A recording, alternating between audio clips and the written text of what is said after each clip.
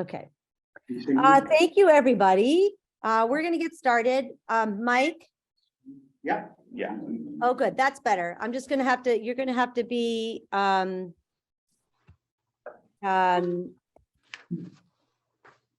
Forward, backward, upside down. Sorry, my sister's texting me. It's very distracting and I just yelled at her. Okay. Let me put on my focus. Better her than us. Let me do that work. On. Yes, thank you, Brian. I love her, but I already texted her once and I said, in a meeting I'm in charge of, please stop texting me. And her response was 3 texts. Okay. So what is this? No, this is the wrong. Tyler, do you happen to have handy the agenda we discussed? You're just talking about the regular agenda, right? The detailed one that you and I put together. The one with the sub. This was the week I did not get that from you. Oh, but I thought I sent it to Mike. I probably have it. Give me a second, everybody. My apologies. Usually I'm a little more organized. This is what happens when you're sick, frankly. You get behind in absolutely everything. Oh, excuses. That's me to Mike Sandman. I know I sent it to you, Mike, right? Right here, I'm looking for it.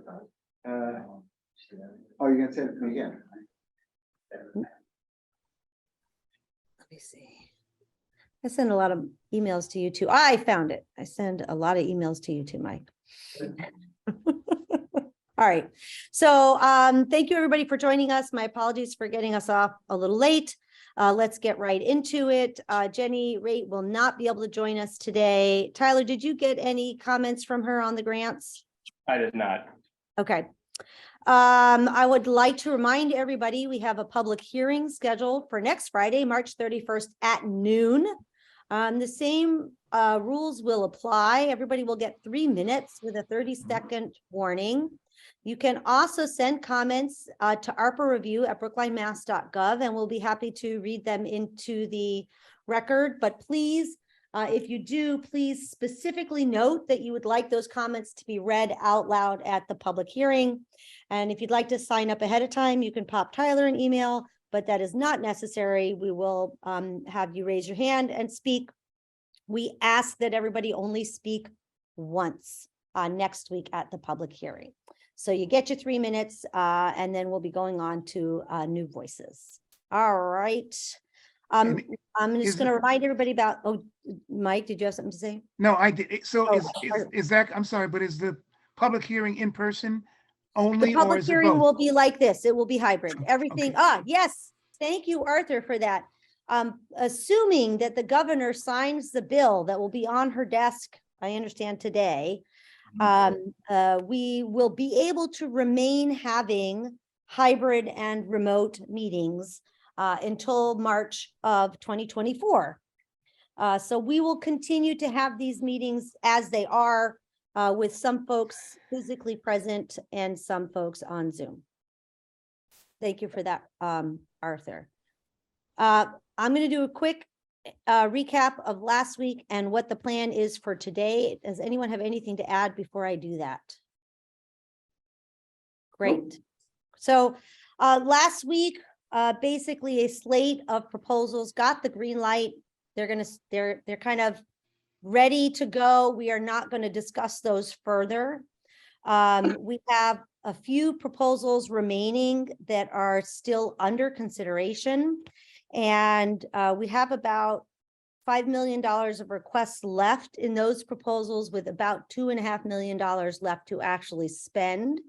So we won't be able to fund all those proposals in full. And we still haven't decided which ones to fund and at what amount. And that's what today's meeting will be about.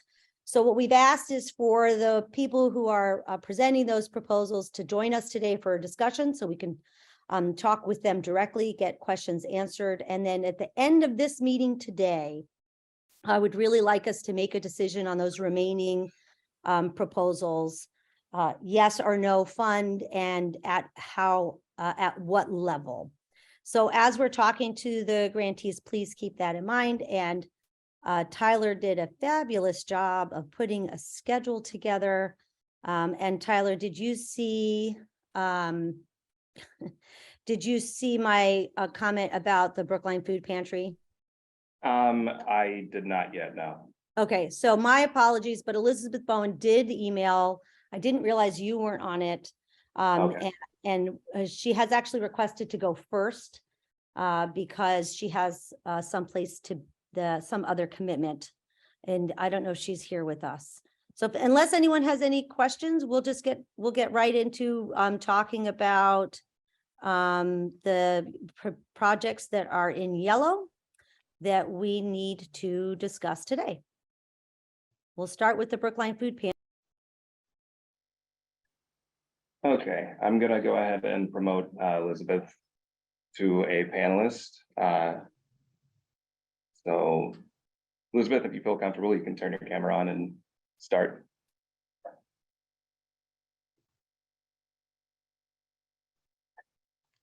You're muted. Ah, who did that? Did I do that to myself? Hi, Elizabeth. How are you? How are you?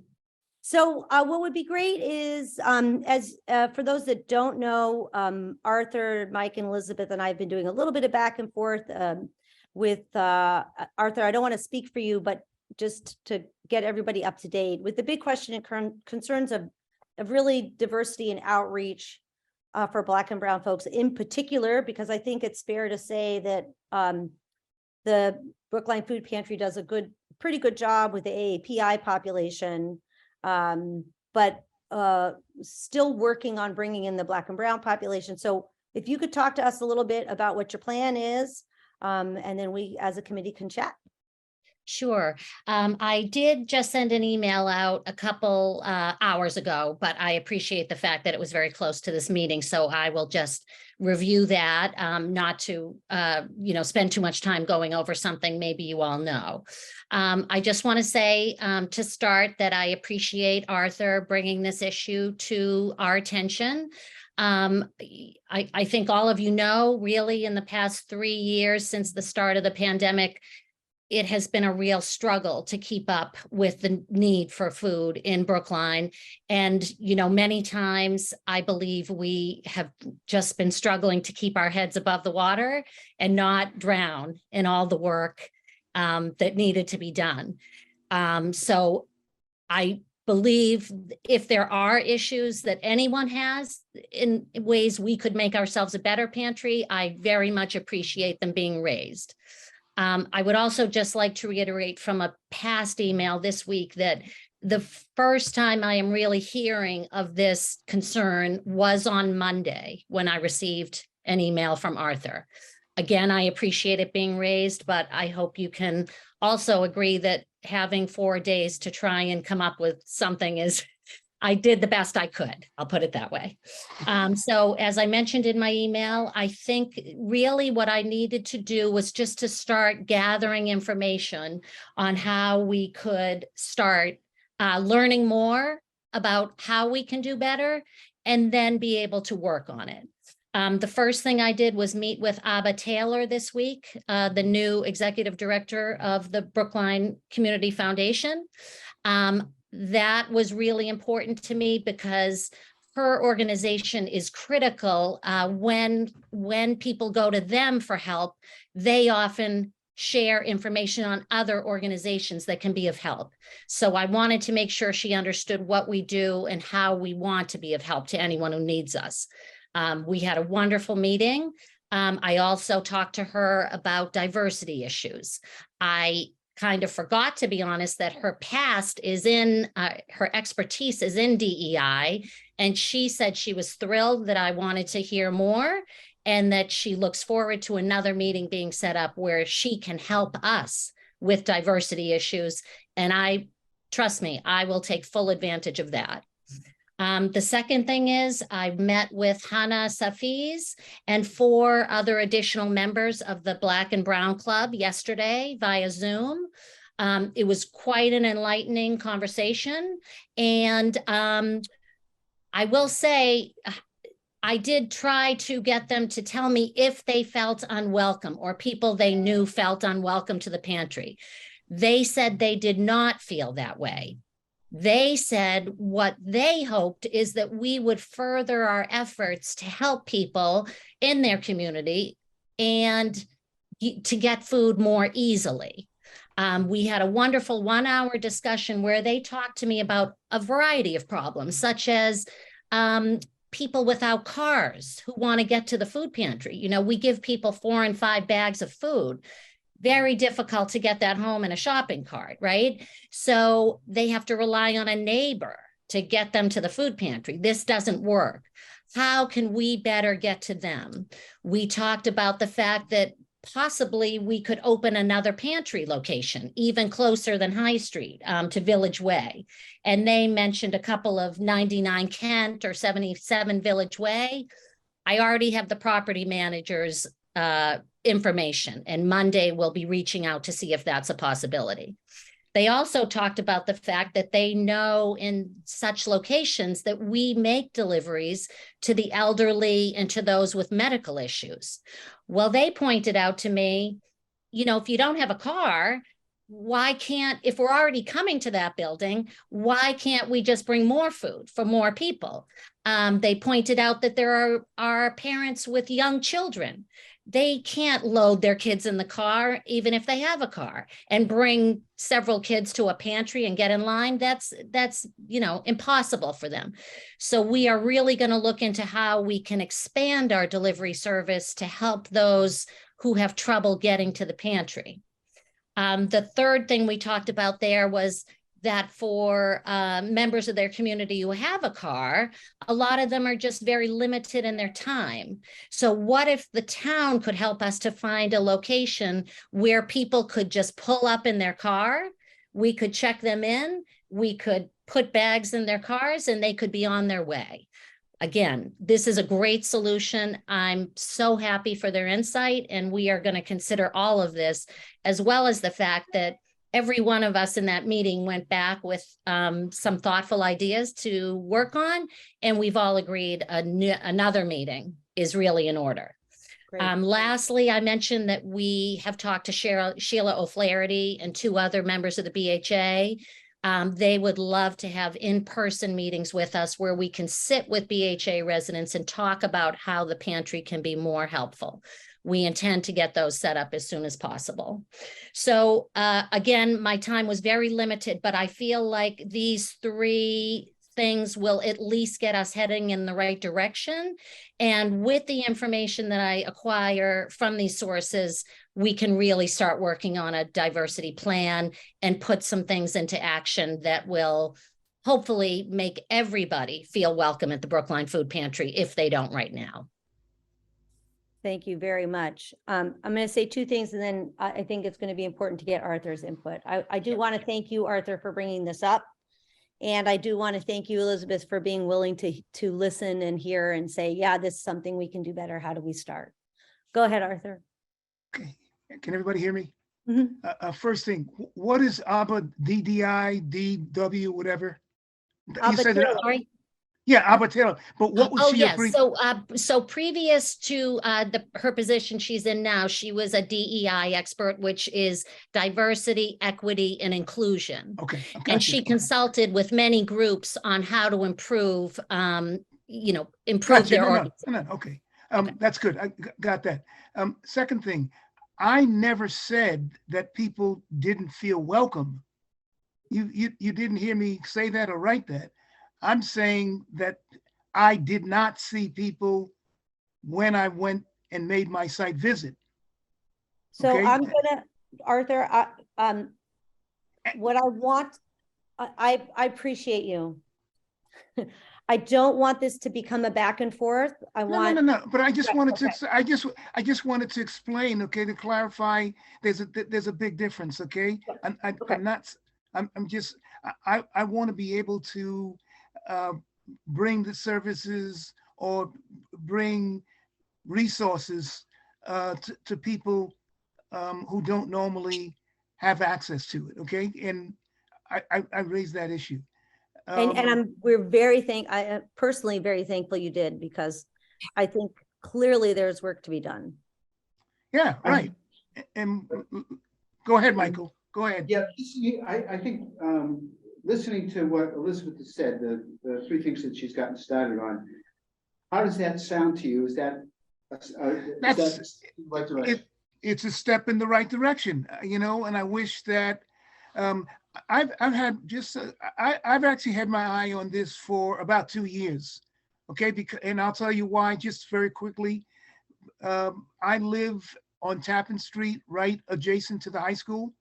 And lunches that you would give to children during the summer months, or they also gave weekend food packages to families on the weekend, and your staff or your volunteers would pick up those items from the back door at the high school, you know, at the cafeteria door. And so when I would be walking down from my house, let's say to the library, to the police station, to town hall, I would actually see groups of people going to the back door, picking up the foods. And I never saw Black or Latino people. I'm a very, Sorry, I'm sorry to butt in, but that's not us. The town has a program where they do Okay, that. That okay. has nothing to do with the Brookline Food Pantry. okay, I thought it did. Okay, all right, okay. But they would roll the food from the back door of the high school and That's bring it to the, correct. Yeah, and bring it to the front door. that's just- not us. Okay, okay, Just so all you right. know. All right, Okay. Arthur, we got more work to do. We got to find out who that is and get them, and get them to get their diversity plan. Yeah, that's the town meal. I'm not sure what they call themselves, but Yes. the food providers for the school. There are a whole slew of food providers that I didn't even know existed. I went to a food fair, it might have been last spring, that was held at the park behind Village Way. There's got to be 10 or 12 food Yeah. programs in the town, which I didn't know about. Okay, so it could be anybody. But I just thought you were the only show on the block. Okay, in the theater. All right. All right, so I'm very, very mindful. Sorry, I called on you, Chaz, because I think what Arthur brought up is something we should definitely look at. If we have a town program, we ourselves should be putting the lens on our own work to make sure that we're representing. I think that program might have been running out of the schools, but I'll run it down. Okay, thank you. But Thanks. since I saw that Boston Yeah. Red Sox hat on Chaz's head, I'm not You're- sure. you're- that- I'm very suspicious. You have Okay. every right to be suspicious. I- Okay. all Oh, right, and okay. Brian's got I'm his thinking- hat on. I'm very mindful of the Yes. time today. Go So, ahead. Thank you. Okay. Elizabeth, thank you. I think that was very helpful. And I actually think it's a good example of what we can do when we sit down and we listen to each other. Absolutely. I'm going to make a recommendation on this and then get everyone's input on that recommendation. So my recommendation is we fund this, but hold off on deciding the final amount until we evaluate all the other grants and see where we are. Absolutely. Absolutely. You're- Took the words out of my mouth. All right, Brian, Mike, you're good with that? Yeah, great. Elizabeth, thank you so much. Stay tuned. Something's Will coming do. your way. Okay, thank you. And Miriam, again, being mindful of time, I just have to say, I was a track runner myself in high school and my daughter ran for Brookline High. That's an amazing time. And Yeah. he's only a sophomore. And he's only a sophomore. Yeah, I'm very. God bless him. He could really, in the next couple of years. Oh, my goodness. Well, I'm very proud of him. Thank you very much. Thank you. Thank you, everyone. I would say it's one of the few bonuses of parenting is when you get to take credit for somebody else's hard work. Oh, and there it's you actually go, really for sure. All right, thank you. Okay, thank you again, everyone. You're welcome. Have a good weekend. Hey. All right, I think what we're gonna do is take 2342 and 2356 together. This is the Brookline Improvement Coalition doing business as the Brookline Community Development Court. And we have Bob Van Meter here. Is he with us, Tyler? Yes, him and Deborah are both here. Oh, perfect. Wanted to speak, the camera will shift over to you, so it follows voices. It's very weird. All right. Thank you. I'm Bob Van Meter. I'm serving as interim executive director for the Brookline Community Development Corporation. And I want to speak on behalf of the proposal that we made for an allocation of ARPA funds to basically seed our development activities going forward. And I think we requested $600,000 to be used for deposits, architectural, environmental, engineering, other pre-development expenses. Just we had been in touch with Jenny Raitt on the committee. Jenny had requested clarification on whether we thought that we could effectively use this money given costs for development for sites and for development in Brookline, and we responded to her request, to her inquiry. We also responded on the question of whether the funds should revolve or not. I think the concern with revolving was if they revolved, would that present difficulties with regard to the 2026 deadline for expenditure. We are certainly prepared to just leave the funds in a project. But Deborah actually had done some research on what the regulatory issues are on that. And HUD does allow revolving funds. So once they've been spent once, you're good to go, and they can revolve back to the sub-grantee. But in any case, we will do, if we're granted funds, we'll do whatever the town believes is most prudent. The first question, the more important question is, can we spend the money? And I think the answer is clearly yes. We have been, just in the few months that I've been with the CDC, we've been contacted about a couple of different privately owned sites, one of which is still in play. We think that if we were to pursue that site, which we anticipate doing, we could easily spend at least half of the funds on deposits, on other pre-development expenses.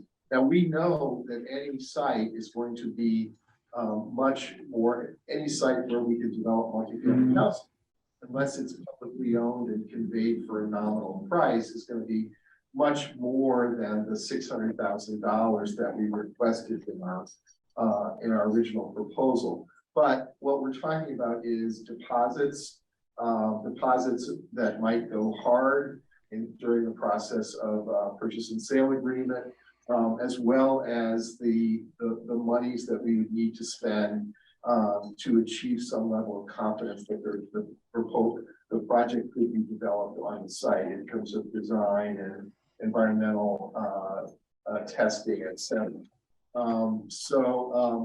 We think that two sites could easily absorb the $600,000. We hope that we'll all agree that we can revolve the funds, but in any case, we think we can spend the money, and we would borrow acquisition funds from the Community Economic Development Assistance Corporation or one of the other quasi-public lenders, or one of the community development financial institutions. We think that having resources that we partnered with, and we would be partnering, we anticipate with on at least the first two projects that we undertake in the next couple of years, we'd be partnering with other development organizations that have more capacity at this point in time. We have had exploratory conversations with the Planning Office for Urban Affairs, which is the nonprofit developer associated with the Archdiocese that did the St. Aidan's development here in Brookline. And they've done a lot of development around the region. So that's one entity that we're exploring partnership going in the future with. So I think I'll stop there.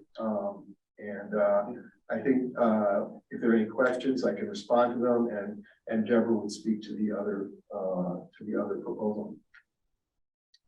I'm gonna, Mike, go ahead. I was actually just gonna ask who had questions. Go ahead. I probably ought to take a minute to formulate my question a little better. Go ahead. So I'm gonna give you something to think about while Mike formulates this question, which is you have two proposals before us, as you know, because I've said it several times already. We don't have enough money to fund all of the proposals. So if you had to prioritize between those proposals, which would they be? And what is really the bottom line in terms of what if we couldn't fund you fully, what would be an amount that you could still work with? I know you don't want to tell us that, but but we're trying to balance, obviously, you know, you're here, you know, at many tensions. So that would be very helpful for us to have some idea. Mike? Yeah. That question. Yeah, come back at the end after, think about it and then answer everybody's questions and then, Okay. yeah. Mike, do you have your question Um, formulated? So if you talk about, whether you're talking about construction, funding for construction, or bringing money back in for a revolving fund, what do you see as can you break up the sources in terms of short-term, long-term, in terms of where bulk of money will come from? So the normal sources for multifamily affordable rental development are low-income housing tax credits that are allocated by the Yes. Commonwealth. Yeah. Both 9% and 4%, and state housing tax credits. Those are in short supply, but they do come. And I think the Commonwealth is particularly interested in seeing new affordable housing, particularly family housing, which the recent the housing production plan that's now under consideration points out the lack of new family affordable housing that has been developed in Brookline in the last decade or so, with the exception of some of the 40B developments that have. You can actually go back to 2006. Yeah. Before you find one. Yeah, so I think the Commonwealth is very interested in seeing those kinds of developments in communities like Brookline. And has been, you know, that doesn't guarantee anything, but that is obviously a source. The fact, and you know, there are other sources of subordinate debt at the state level. The Affordable Housing Trust Fund is one major one. At the municipal level, Brookline will have CPA funds for affordable housing, I believe, starting this fall. And home money from the both from the municipality and from the home consortium, the West Metro Home Consortium, and the Commonwealth has some home money as well. So you know, there are sources. I do think you know, there are challenges given the per unit costs of development, given land costs in Brookline, but you know, our sister nonprofit housing organizations in Cambridge and Boston have dealt with many, and Newton have dealt with many of the same issues and have managed to create new family housing in those communities as well. Okay. All right. I mean, that sounds like a rational. I mean, I know the tax exempt financing bonds that you can sell that have been used. That's been used. That has been used successfully. And I believe that the project on Harvard Street that just opened next to Fuller Street, is next to Canal with Israel. I think that was financed partly that way. So it's reasonable. Okay, thank you. Brian has his hand up. Thanks, Miriam. Not a question necessarily per se for you, Bob. Just more comment from my colleagues on this committee, we are tasked with doing Solomon's work very often and splitting the baby. And I guess one of the things we talked about last week that I just wanted to revisit was in please understand, I'm coming at this as a just having read what's available. I don't have a lot of background information. I'm incredibly lucky to be so privileged that I don't know what I should know, or don't even know what I know I shouldn't know. It seems like there's a lot of duplication here. We have a couple of references to the safety net. We funded $1 million last week for the safety net. We have reference to a safety net here. We have St. Vincent de Paul. We have the food pantry. And one of the things that I believe we asked last week was for folks to try and consolidate or team up. And I just want to make sure that we're not leaving that completely alone without reference. And I just want to make sure that we are leveraging these once in a generation dollars as much as possible with the least amount of duplication, while at the same time ensuring we help the largest number of people to meet the requirements of the entire program. So I just wanted to note that I am concerned about the duplication. Not sure what to do about it right now, frankly, but just wanted to put that out there and say I have concerns still. I would say to that, Ryan, that I agree, which is, I guess, why I posed the question to them about their two proposals, because one of them, I think, fits that category. And I know, I mean, I want to hear from them, but I know what I would prioritize. And so I think that question was really meant to get at that issue. So I think we agree on that. Arthur, did you have something? Yeah, I just want to ditto that or amen that, whatever, because, and I think that we, before we make final decisions, that we look at this issue, okay, and see whether or not we can get as much out of every dollar that we possibly can, okay? It's critical in then having us duplicate services. Anyway, I'm just echoing what Brian has said. Thank you, Brian. So this is Deborah, and what you proposed is almost a setup, so to speak. If we continue a sports metaphor for volleyball, I don't think I have, the slam, but I do want to say, Brian, that our safety net proposal, it came in 3 sections. One section was to provide direct services. One section was a guaranteed income. And the last section was to actually do what I think people continue to talk about. And that's to evaluate all of these disparate services and figure out, where is the efficiency? What is the overhead? I mean, are we providing the services that people actually need? And how often do we actually go back and ask the question to the people that actually are supposed to be the beneficiaries? Is this what you need? We heard part of that, for example, with the food pantry conversation. And I suspect that we could hear it in many more arenas around how we actually deliver these services. So one of the things that we proposed is to actually undertake that evaluation. And that evaluation piece, we would be working with Brookline Community Foundation. In fact, at 3:30, I've got a conversation to just start to tee this up with BCF, Women Thriving, a representative from BHA, and the idea is to at least figure out how do we best form the question or the problem so that we can, in fact, begin to roll out something maybe as broad as how do we eliminate poverty in Brookline? What does that look like?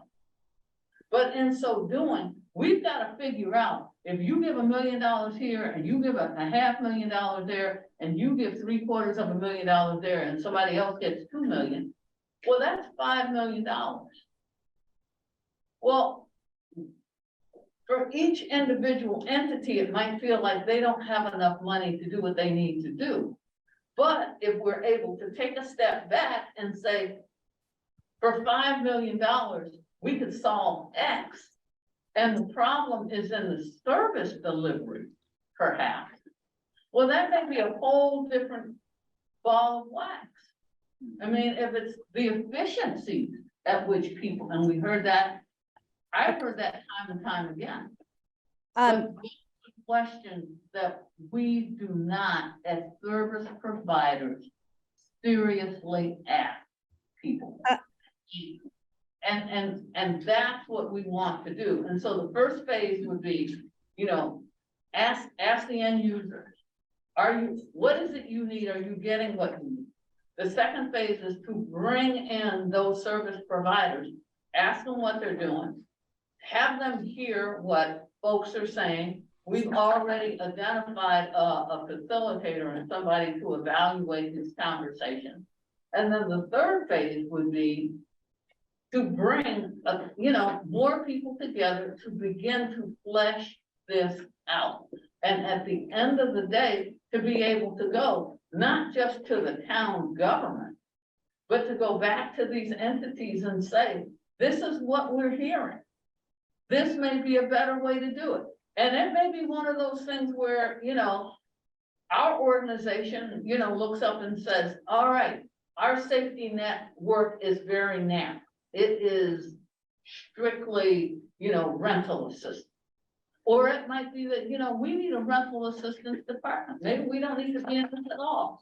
But we don't get there without this deep dive of sorts. So. All right, Miriam. Deborah. Yeah, I'm going to say something real quick, and then Mike, I'm going to turn it over to you. I see your hand up, but Deborah, I want to be super clear. I totally agree with what you're saying, 100%. If you're asking me, and I guess whether you're asking me or not, I'm going to tell you. If pressed, I think probably someplace, while what you say is true, I feel like BCF is actually probably the more what I would think of as the organization set up to do that. So if we're going to fund that work, let me finish. If we're going to fund that work and we have a limited amount of funding, then I'm more inclined to give it to BCF to do. But let me hear from Mike, and then we'll hear from you guys your priorities on terms of your funding. So I have two things to say about that.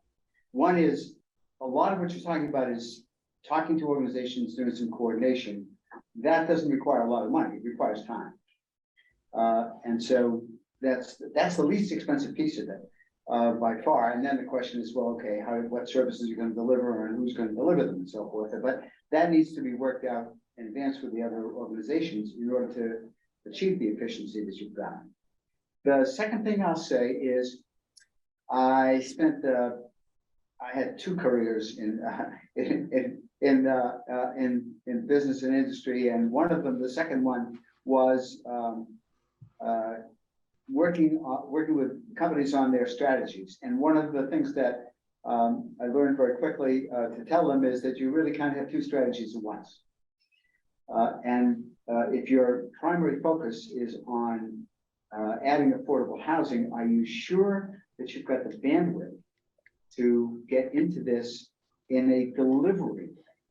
As opposed, it's very important that you participate in the discussion, but the other question is, can you get into it from a delivery perspective, given the time and the staff and the volunteer help that you have? And Deborah, keep your response short, please. I'm just really mindful of the time. Speaking of time, yeah. But please respond. I didn't want to cut you off, but. so very, very quickly, in terms of experience with BCF didn't come up with that. So if you're asking why are we doing it, we're trying to do it with BCF. Yeah. We're trying to do it with the quote unquote local experts. But they didn't think of it. We're trying, Okay, no, they didn't think of it. Yeah. Honestly, they didn't think of it, and they're still trying to scratch their heads about the scope of this. Yeah. But we're gonna get there. So, and I have experience doing evaluations. I did it for 20 years in the federal government, looking at different state agencies and how they implement services. So I get that piece. I understand the evaluation piece. In terms of capacity to actually deliver an end product, I think we have the capacity to do it with our partners. Now, we asked BCF for money to help with this. Yeah. We never envisioned that it would solely be ARPA money, and we actually included a line item in there that we would go out and identify other funds to help pay for this. Yeah, I So, saw that. yeah, so. in All right, terms of- so the $1 million question, if you were us and you had a limited amount of funding, which and how would you want these proposals funded? I guess, didn't we say we'd get back to you Monday? well, Oh, Monday? No, we need to make a decision today. I'm sorry, I missed that. My apologies. Can we get back to you in like 15 minutes so that we can sit and, You're, I sure, you're welcome to step out and step. we're in. gonna step out and come Yeah. back. Yes, that's perfectly fine. All You- right, But and you- we're gonna move on to the next group, and then when you're ready, Deborah, just signal to Tyler, okay? You pay Thank attention you. to the question I asked you about two things at the same time. Oh, I got walking and chewing gum. Yeah, well. you Better can than do me, that. Deborah, because I can't.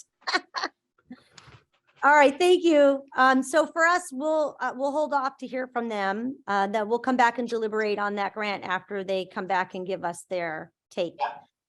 So I'm gonna change the order up a little bit from what Tyler sent out, just because it seems fitting now to then hear from Abba Taylor and BCF, since we are talking about that. So Abba, Tyler, if you don't mind promoting Abba. And She should I be wanna jumping in. yeah, There she is. Zaria, am I saying? Sorry, she's supposed to, if you can let her be a panelist as well. Absolutely. Thank you.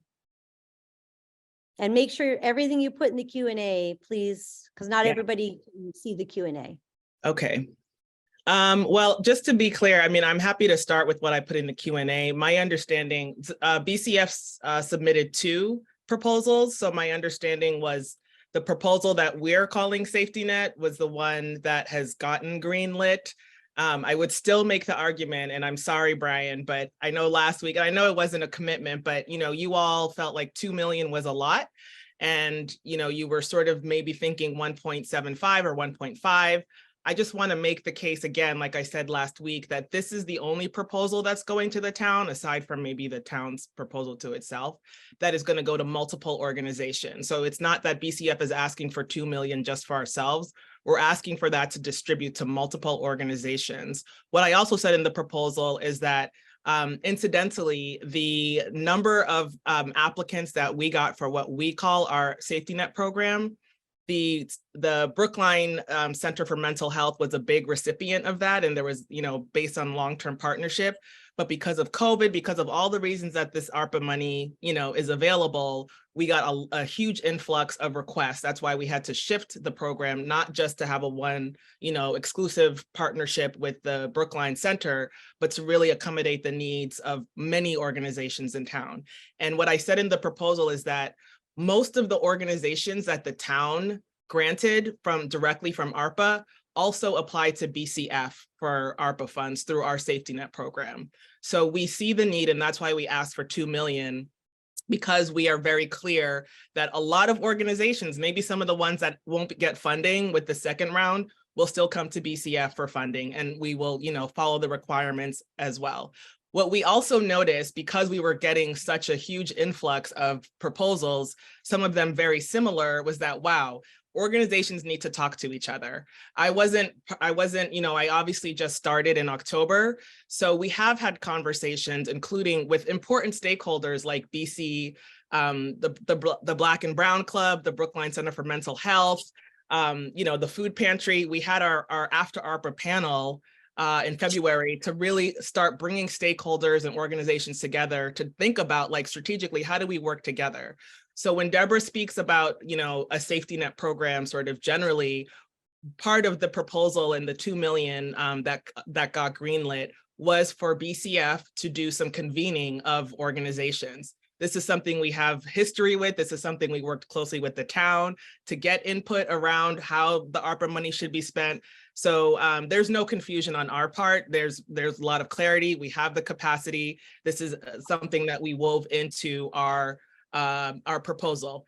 So again, that proposal, number 2359, is really about making grants, sort of supplementing the town, if you will, as a partner in you know, ensuring additional ARPA funds, and convening some of these organizations and stakeholders to kind of figure out how do we, you know, build what I labeled the safety network, right? The safety network of organizations. So that I just want to give. Yeah, talk to us about 2360, because I think Okay. that's the one I that we really need to figure out today. Okay, so That's what the is one the today, question? What is the question around 2360? So I think you've done it. We were comfortable. Yes to everything you have said. How about that? And that's why we funded it. And again, I'm going to say again and again, we have a tension. We have a limited amount of money. We have to think about how to use it in ways. I understand more than anyone else. So, This is our- so what I want to know is what makes, for me at least, what makes 2360 unique from 2359? And I'm going to ask the same question to everybody who comes before me. And if we can't fund you at $500,000, what would still be a useful amount for you? Okay, so 2359 is really about the safety net, about emergency services, all of that. 2360 is a continuation of our racial equity grant making program. This is grants specifically to support Black, Brown, BIPOC, you know, Asian, the whole BIPOC spectrum of folks who we also may partner with, who may also have particular needs that don't meet the exact requirements of the safety network. We got an initial funding from the town of $500,000, and we have used that to have 2 grant making cycles.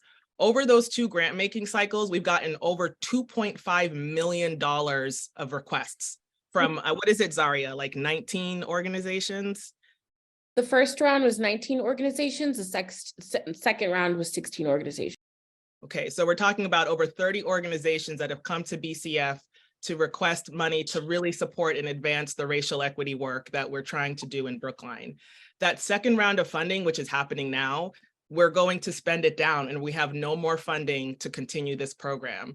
This is a program, again, that existed and was pretty new to when I started at BCF. And as Elizabeth said, this is my background in racial justice and racial equity. I have no intention to see this fund go away. So this is part of the fundraising that we're doing to, you know, not only with the town, but with and elsewhere that we can, to really continue this racial equity fund, which would of course, again, go to grant making. And the thing that's really beautiful and unique about our grant making program is that we're bringing community members to be part of the decision making. So we're not just, you know, talking about racial equity, we're practicing it by giving folks the decision making power who are, you know, who have impacted, who reflect the community, who reflect, you know, sort of the needs that we're trying to address and really diverse needs.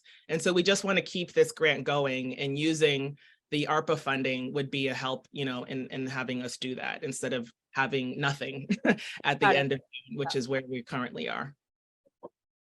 Thank you. And any questions from the other committee members? No, but there's a question for me Yeah. to the panelists. I understand that the first pile of money amounted to 2 million. What first pile of money? In other words, during the second cycle, she's They ABBA asked for submitted. 2 million, we green lighted 1 million. Okay, from that 2 million, Correct. And this is a Okay. separate ask for another 500,000. but what about the 1 1 million. million? Oh, sorry. Oh, 1 million?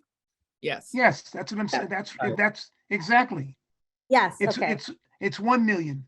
Yes. And, Yes, sorry, yes, 1 million. okay, 1 million. And that is what we're deciding on today. Yes. Correct. Is that correct? Yes. Yes. Okay, all right, good, okay. All right. So I'm gonna again make the same proposal that I did before, which is Oh, you better, yeah, thank you, Tyler. Which is, I think that this is something we should fund. The amount we have to decide at the end after we kind of figure out all the proposals that we're gonna move forward. How does the rest of the committee feel about that? Thumbs up from Brian. Arthur, did you hear that? You didn't. So we had to mute you, just so you know. You can unmute if you'd like, but my proposal is similar to the food pantry, which is this is something we would like to fund, but we'll have to figure out the amount at the end after we hear Good, from good, everybody good, and good. decide. So this is, this is another project in my basket. Yes, correct. Okay, thank you. All right, I'm just making sure that I get this straight. I have it worked out in my head. Okay. All right, okay. Arthur, I love you, but I'm so glad I'm not in your head. Zaria would like to say something if it's Oh, okay. yes, please, Zaria. Yeah, thank you. First, thank you so much for having us here today. Super excited to be here and a part of this conversation. I just wanted to highlight a few things. My name is Zaria. I'm the manager of program and partnerships here at BCF, but I'm also a committee member on the Racial Equity Grant Committee. I just wanted to point out that this particular program that we have is one of our first participatory grant making programs. And what that means is basically the approach we have is that the decision-making power about grants in this particular program is coming from the very people who are from the communities we're attempting to fund. So 75% of this committee is BIPOC, so Black, Indigenous, people of color. And also, if it would be helpful, we have some documents we can share, the application summary sheets, the memos to our board, just so that you're able to see all of the applications that have come through, the funding amounts from the first round. We haven't finished the second round, obviously, but you're able to see the proposals. You can see the diversity of organizations as well as the diversity in projects. And if that can help you make a decision, I'd be happy to drop that into the chat if you need it. Thank you. First, I will say I'm very familiar with participatory grant making, and it's a wonderful approach. I worked for Oxfam many years. We did that. And I found it was exactly as you said. You're really lifting up the actual needs of the communities and letting the community members guide you. I'm sure that there would be some folks on this committee who would love to see that work. I think we have to make a decision by the end of the meeting today, so I don't know how much we'll be able to dig into those, but it's always useful to see. Thank you. Great. All right, unless there's anything else, we are going to move on because again, it's already 3 o'clock. So just, Miriam, just again, a quick note, Deborah is back, so. All right. So Deborah, thank you, Deborah, we're gonna give you the floor again for just a few minutes so you can answer our question, and then we're gonna move on to the next, which will be just so you know, you're coming up next, the Public Schools of Brookline, Michelle McGloon. Please keep it short. All right, Deborah, go ahead. All right, I'm gonna keep this under 2 minutes. I wanted to start off by saying that the Brookline Community Foundation has and is a lifeline for many people in this town and organizations. And I surely hope that we don't lose sight of the fact that in many ways they are a bedrock. So I just wanted to start out with that. In terms of our proposals, we have scaled them back. We are requesting $300,000 for purposes of the pre-development proposal. So we would fund one project. On the safety net side, we are requesting $150,000. We scaled that back considerably, which means we totally eliminated anything related to guaranteed income for a total of, and Mike, I forgot to say with regard to your question, and it was in our proposal, what we did is we would outsource the service delivery Metro West they have a whole system where they very efficiently make cash awards. And so, and Metro they're, West Community Development. yeah, and their overhead for us would be 10 to 15%, which is fairly low in these times.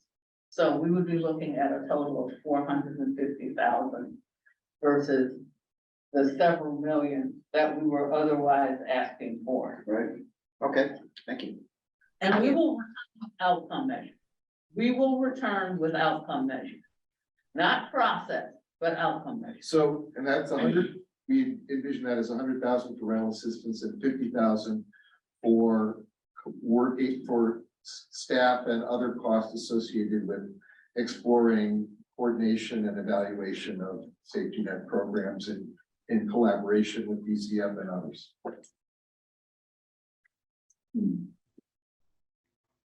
Thank you very, very much. That's very helpful. All right, let's hear from the schools.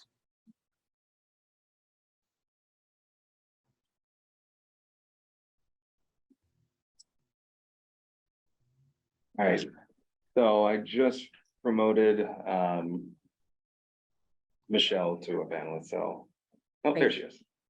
Thanks, Michelle. You don't have to, it's, as far as I understand, reading the grant, it's not too complicated. Yeah, But give us the 3 lines and then I sure. have a question or two. Okay. So the first thing, thank you again for all the work that you're doing, but something I'd just like to bring to the committee's attention is that we are a department of the public schools, but we are a self-sustaining department. So any of the tuition that we get in, that we generate from classes, that's what's covering our operating expenses. And we've been working very closely with Brookline Housing Authority. We've been meeting monthly now to try to form a stronger partnership for a group of people who are not, for whatever reason, getting involved in base programming. And there were some focus groups that happened through the Housing Authority, and they said, you know, the biggest problem is transportation. The superintendent has mentioned that he wanted to see an increased level of enrollment for all children, especially full day programs. It's an equity issue because it's the people, they can't get out of work to bring their kids, or they don't have transportation. And so what's happening is, those who can are able to stay for the full day, and those who can't have to go home. So providing bus transportation allows kids to have a full day of summer programming. The good news is, after I had submitted the grant to you, which initially was over $400,000, which I'm sure was a price shocker. School buses are extremely expensive. We are all in the wrong business. It's horrible. And then I found out after the fact that I needed to add on an additional $500 for a summer surcharge on top of like the $1,200 per bus. And you have a minimum 4-hour charge. So long story short, after talking to more of the transportation folks, I reached out to another vendor, and I explained the situation. And I also was able to reduce the number of children by splitting it into kids who can walk to the program if we hired what we'll call a walking bus. So they'll get supervision, the youngest children, supervision to and from the school and to home. And then we would have 2 buses that would bus 60 children on each, and can make multiple stops along the way.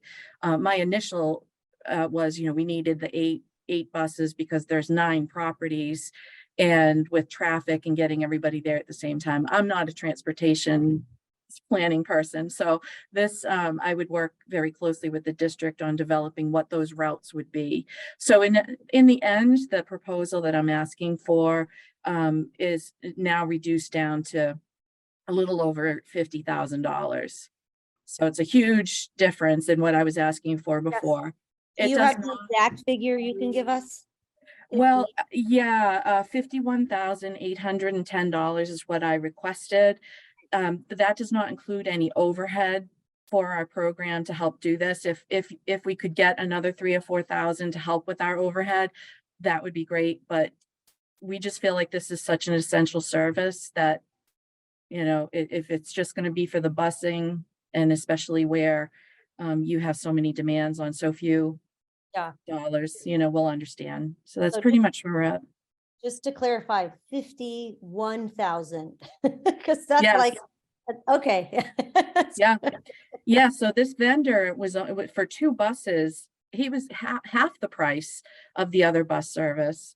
You know, he was like 400 and, I think I have it in here somewhere, like, yeah, $485 daily, for 33 service days, so it's about $16,000 per bus. So with 2 buses, it's 32,000, so he's still making a lot of money, but it's not the gouging that I felt like we were getting from the other I would service, and I just don't understand why they charge that much, so. Thank you very much. Do we have any questions from the committee members? Mike. I would suggest that there is some administrative cost to it, and it might make sense to round it up. I wrote 55K, so. Yeah, Yeah, I would appreciate that, thank you. So my recommendation to this committee is that we just go ahead and fund this, green light this for 55K. Can we make it 55, 56? In other words, give her, allocate some money so that she can put some snacks in her office when I come to visit, please. Arthur, you're such a trip, always angling, and he wants the best snacks, not just any snack. I go to visit her and I starve. Only office in this town. Yeah, All All right. right, are you joking, Arthur? Or are you he's joking, yes, joking? he's All right. joking. 55K thumbs, and everybody okay with that? We're, Yes. Mike? Yeah. Oh, you're frozen on the little, no, the Wi-Fi connection in here is very flaky. we should give more money to the town for that. All right, I think that was a yes from everybody. Brian, yes? Yes. Yeah, okay, great. Thank you for your support, appreciate it. Thank you. All right, I like that one was, what's the lowest amount? Oh yeah, we could do that. Let's hear from Paul Epstein and Bobby Zucker from the Brookline Teen Center, please. Okay, I hope you can hear me. All right, Yes. great. Well, I want to thank the ARPA committee for your work on the disbursement of these funds and giving us the chance to talk a little bit about the teen center today and our proposal. I feel qualified to talk about that, having been involved with the teen center since 2005 when we started working on the project. And back then, in 2005, Brookline was uncharacteristically an outlier in terms of being one of the only local communities without a youth center of any kind, like Boys and Girls Club or YMCA or community center. And then since 2013, when we opened, Brookline teens have been able to spend out of school time in a bustling, innovative, funky garage full of enticing activities, caring adults, and a vibe of community and caring. Thousands of adolescents have walked through our doors and spent time inside. Some come for events like poetry slams, film screenings, or concerts. Others make BTC their home away from home, engaging in the time-tested teen activity known as hanging out. Come visit us and you might encounter baseball players taking their cuts in our new batting cage or an exhibit of paintings from student artists at BHS. With such a broad range of programs and activities, we'd like to think we have something for just about everyone. However, I want to emphasize a demographic data point that I think is relevant to the ARPA process. Since BTC opened its doors 10 years ago, the majority of our most regular users are students of color. BTC has become an important social hub for a population of students that might not always feel fully comfortable or seen in a predominantly white town and school district. Many of the teens served by BTC come from families without the resources to pay for the enriching extracurricular activities that so many Brookline families arrange for their children. We're committed to serving this population well and continuing to be an important space for them, while constantly offering new initiatives to draw in more students from every demographic. Another key point, the ARPA funding that flowed to BTC and other nonprofits in round one was an absolute lifeline. I can't stress this enough. There's simply no way the Teen Center would have been able to be as vibrant and impactful as we currently are without the round one funding. In a little over a year, we were able to staff up, dramatically increase our hours, and launch exciting new programs. As a result, we've seen a massive increase in teen visits and membership. Round two ARPA funding would allow us to continue this momentum. Our funding proposal is partly a request for the renewal of certain monies for key personnel positions, and it also includes several new line items that we see as key parts of implementing our strategic vision for serving teens. These include a development director, a youth employment coordinator, staff support for GED prep and college counseling, and improvements to our physical plant, like our new cafe plan and a new youth van. And I think that you guys all have our budget, so I won't go line by line, but I think I'll open it up for questions or if Bobby wants to add anything. So, I'm going to ask the same, I'm going to open it up to the committee, of course, but be prepared because I'm going to ask you the same question I've asked everybody because I Sure. like to be consistent and I gave you the heads up. So you actually had a little warning. So we'll see if anyone else from the committee has questions. But the obviously the tension is we have a limited amount of funding. So what's the bottom line in terms of what would be something you could actually do something with, right? We don't want to fund you to the point where it's not useful. But the odds are we're not going to be able to fully fund you at the 716,000. So first, ponder that for your 30 seconds, and then I'll see if Mike, Brian, or Arthur have any questions. No, No, I have, I do, but I'm just waiting for other people. go ahead, Arthur, all you. No, go ahead. I'm the I don't perfect think gentleman. anyone else has. Yeah, I think you're it. Okay, so the main question is that I haven't seen the budget yet. Okay, and we've Brian and I we've been going back and forth in trying to get that budget to me, and the website or whatever continues not to open. I've spoke to him as late as this morning at 9 o'clock, asking for the budget and still haven't received it. I've made several site visits to the teen center. From round number one, I visited, went to a barbecue that they hosted. I also went to, it might have been some sort of grand festival that they had one night.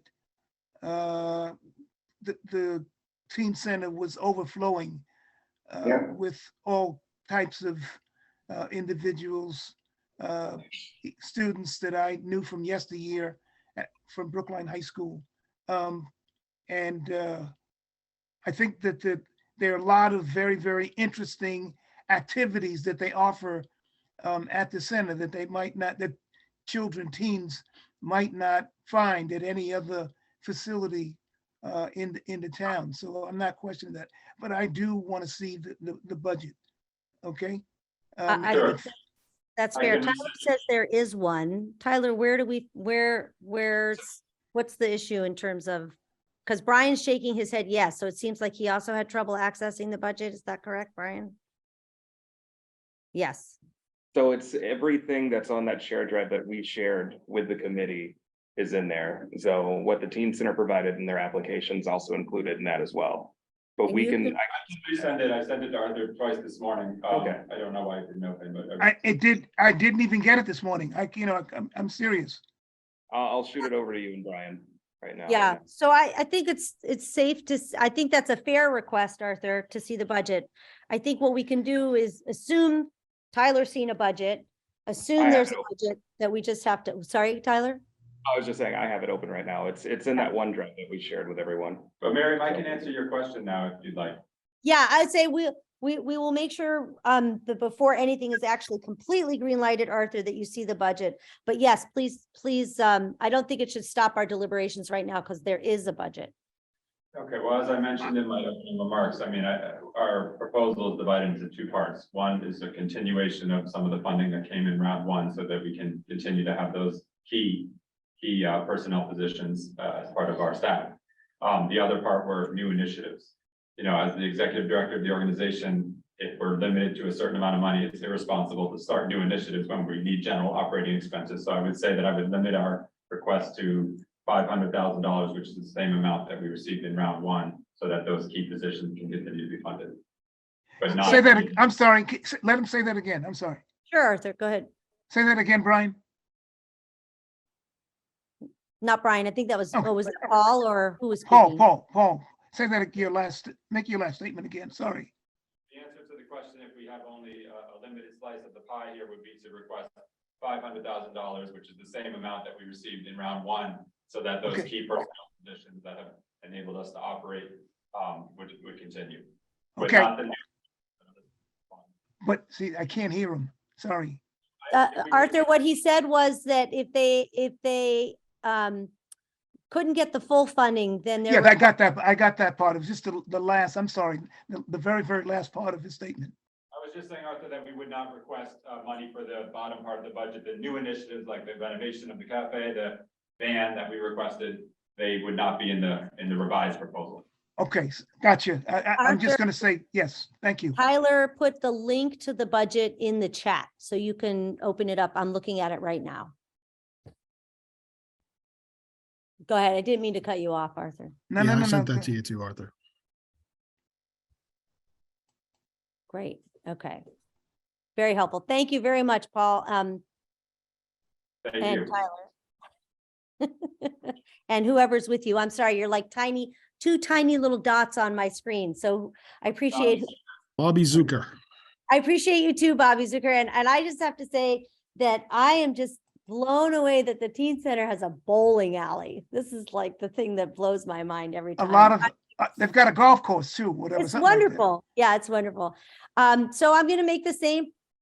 I'm getting to sound like a broken record. I think we should, my feeling is we should fund this at some level. And then once we have an idea of which programs at the end, we'll discuss the actual funding for all of them, obviously, except for the 55K for the Brookline Public Schools, which we've just basically already greenlighted. Is everybody okay with that? Do we have any objections? That's fine. Right. Arthur, you good with that? Yeah. Ryan, yeah, I yeah, saw yeah. you shaking your head. All right, thank you. Let us move on to the next group. The next person, that's going to be the second to last. That's going to be Raul and the Brookline for Racial Justice and Equity. And my apologies, we're clearly going to run a little bit over 3:30 today. So I'm very sorry for that, but I'm trying my best. Everybody, Hey, Raul. how we doing? Pulling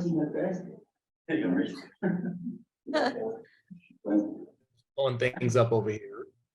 All right, tell us a little bit about what you got. Sure thing. All right, Not too so, long.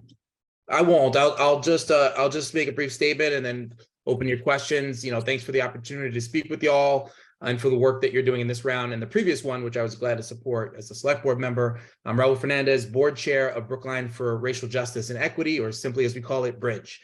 For the last 7 years, Bridge, as a 100 or so person member-based community organization, has been a vocal advocate for racial justice in Brookline. That work has been particularly evident in the schools, where we've met regularly with superintendents and principals, as well as PSB's Senior Director of Equity and the Coalition for Anti-Racism Education. Our partnerships there have led to different thinking about leveling and AP courses in which students of color are typically left behind, and we continue to press alongside parents, educators, and the students themselves for greater urgency to address the stark difference in outcomes for those students. Through our new nonprofit status in this proposal, we seek to deepen that work for racial justice and extend our partnerships to all of local government, as well as other community-based organizations and social service agencies. Our proposal seeks to do the things which are necessary to address structural inequities.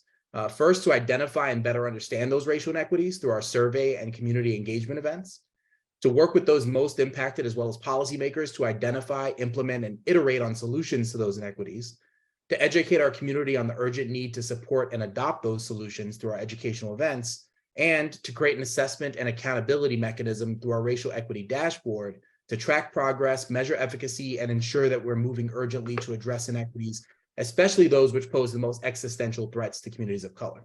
Critically, it includes funding for an executive director who, alongside our talented and deeply experienced board, composed predominantly of people of color, can move those efforts forward and meet our proposal's clearly defined objectives, outcomes, and impacts. Fully funded, our proposal puts us on a path of sustainable growth that will allow your investment to pay dividends well past 2026. It's an investment that would make us an even stronger and more sustainable partner, and an investment which will have broad and longstanding benefits for all of Brookline. Look forward to your questions. You know what I'm going to ask, so. No, I don't know. Go ahead. Gotcha, Oh, no, gotcha.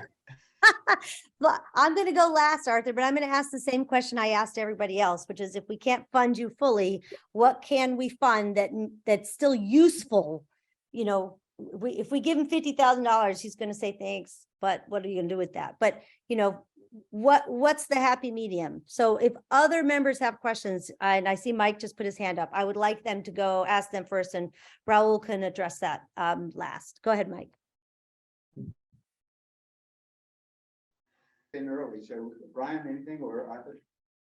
No, Oh, go ahead, Michael, go ahead. I'm always running my mouth. Okay, so. And Brian has his hand up too. So Raul, the question, you and I discussed this a bit on the phone. And Mike, I'm just gonna say, I hear you, but it's very faint. Very cool. So Yes, Mike. Now speak up. Is that better? No. Okay. What happened? Because you were fine before. Are you connected still? Let me get out of this and let me do something else. That's classic. Hang on 1 second. Okay.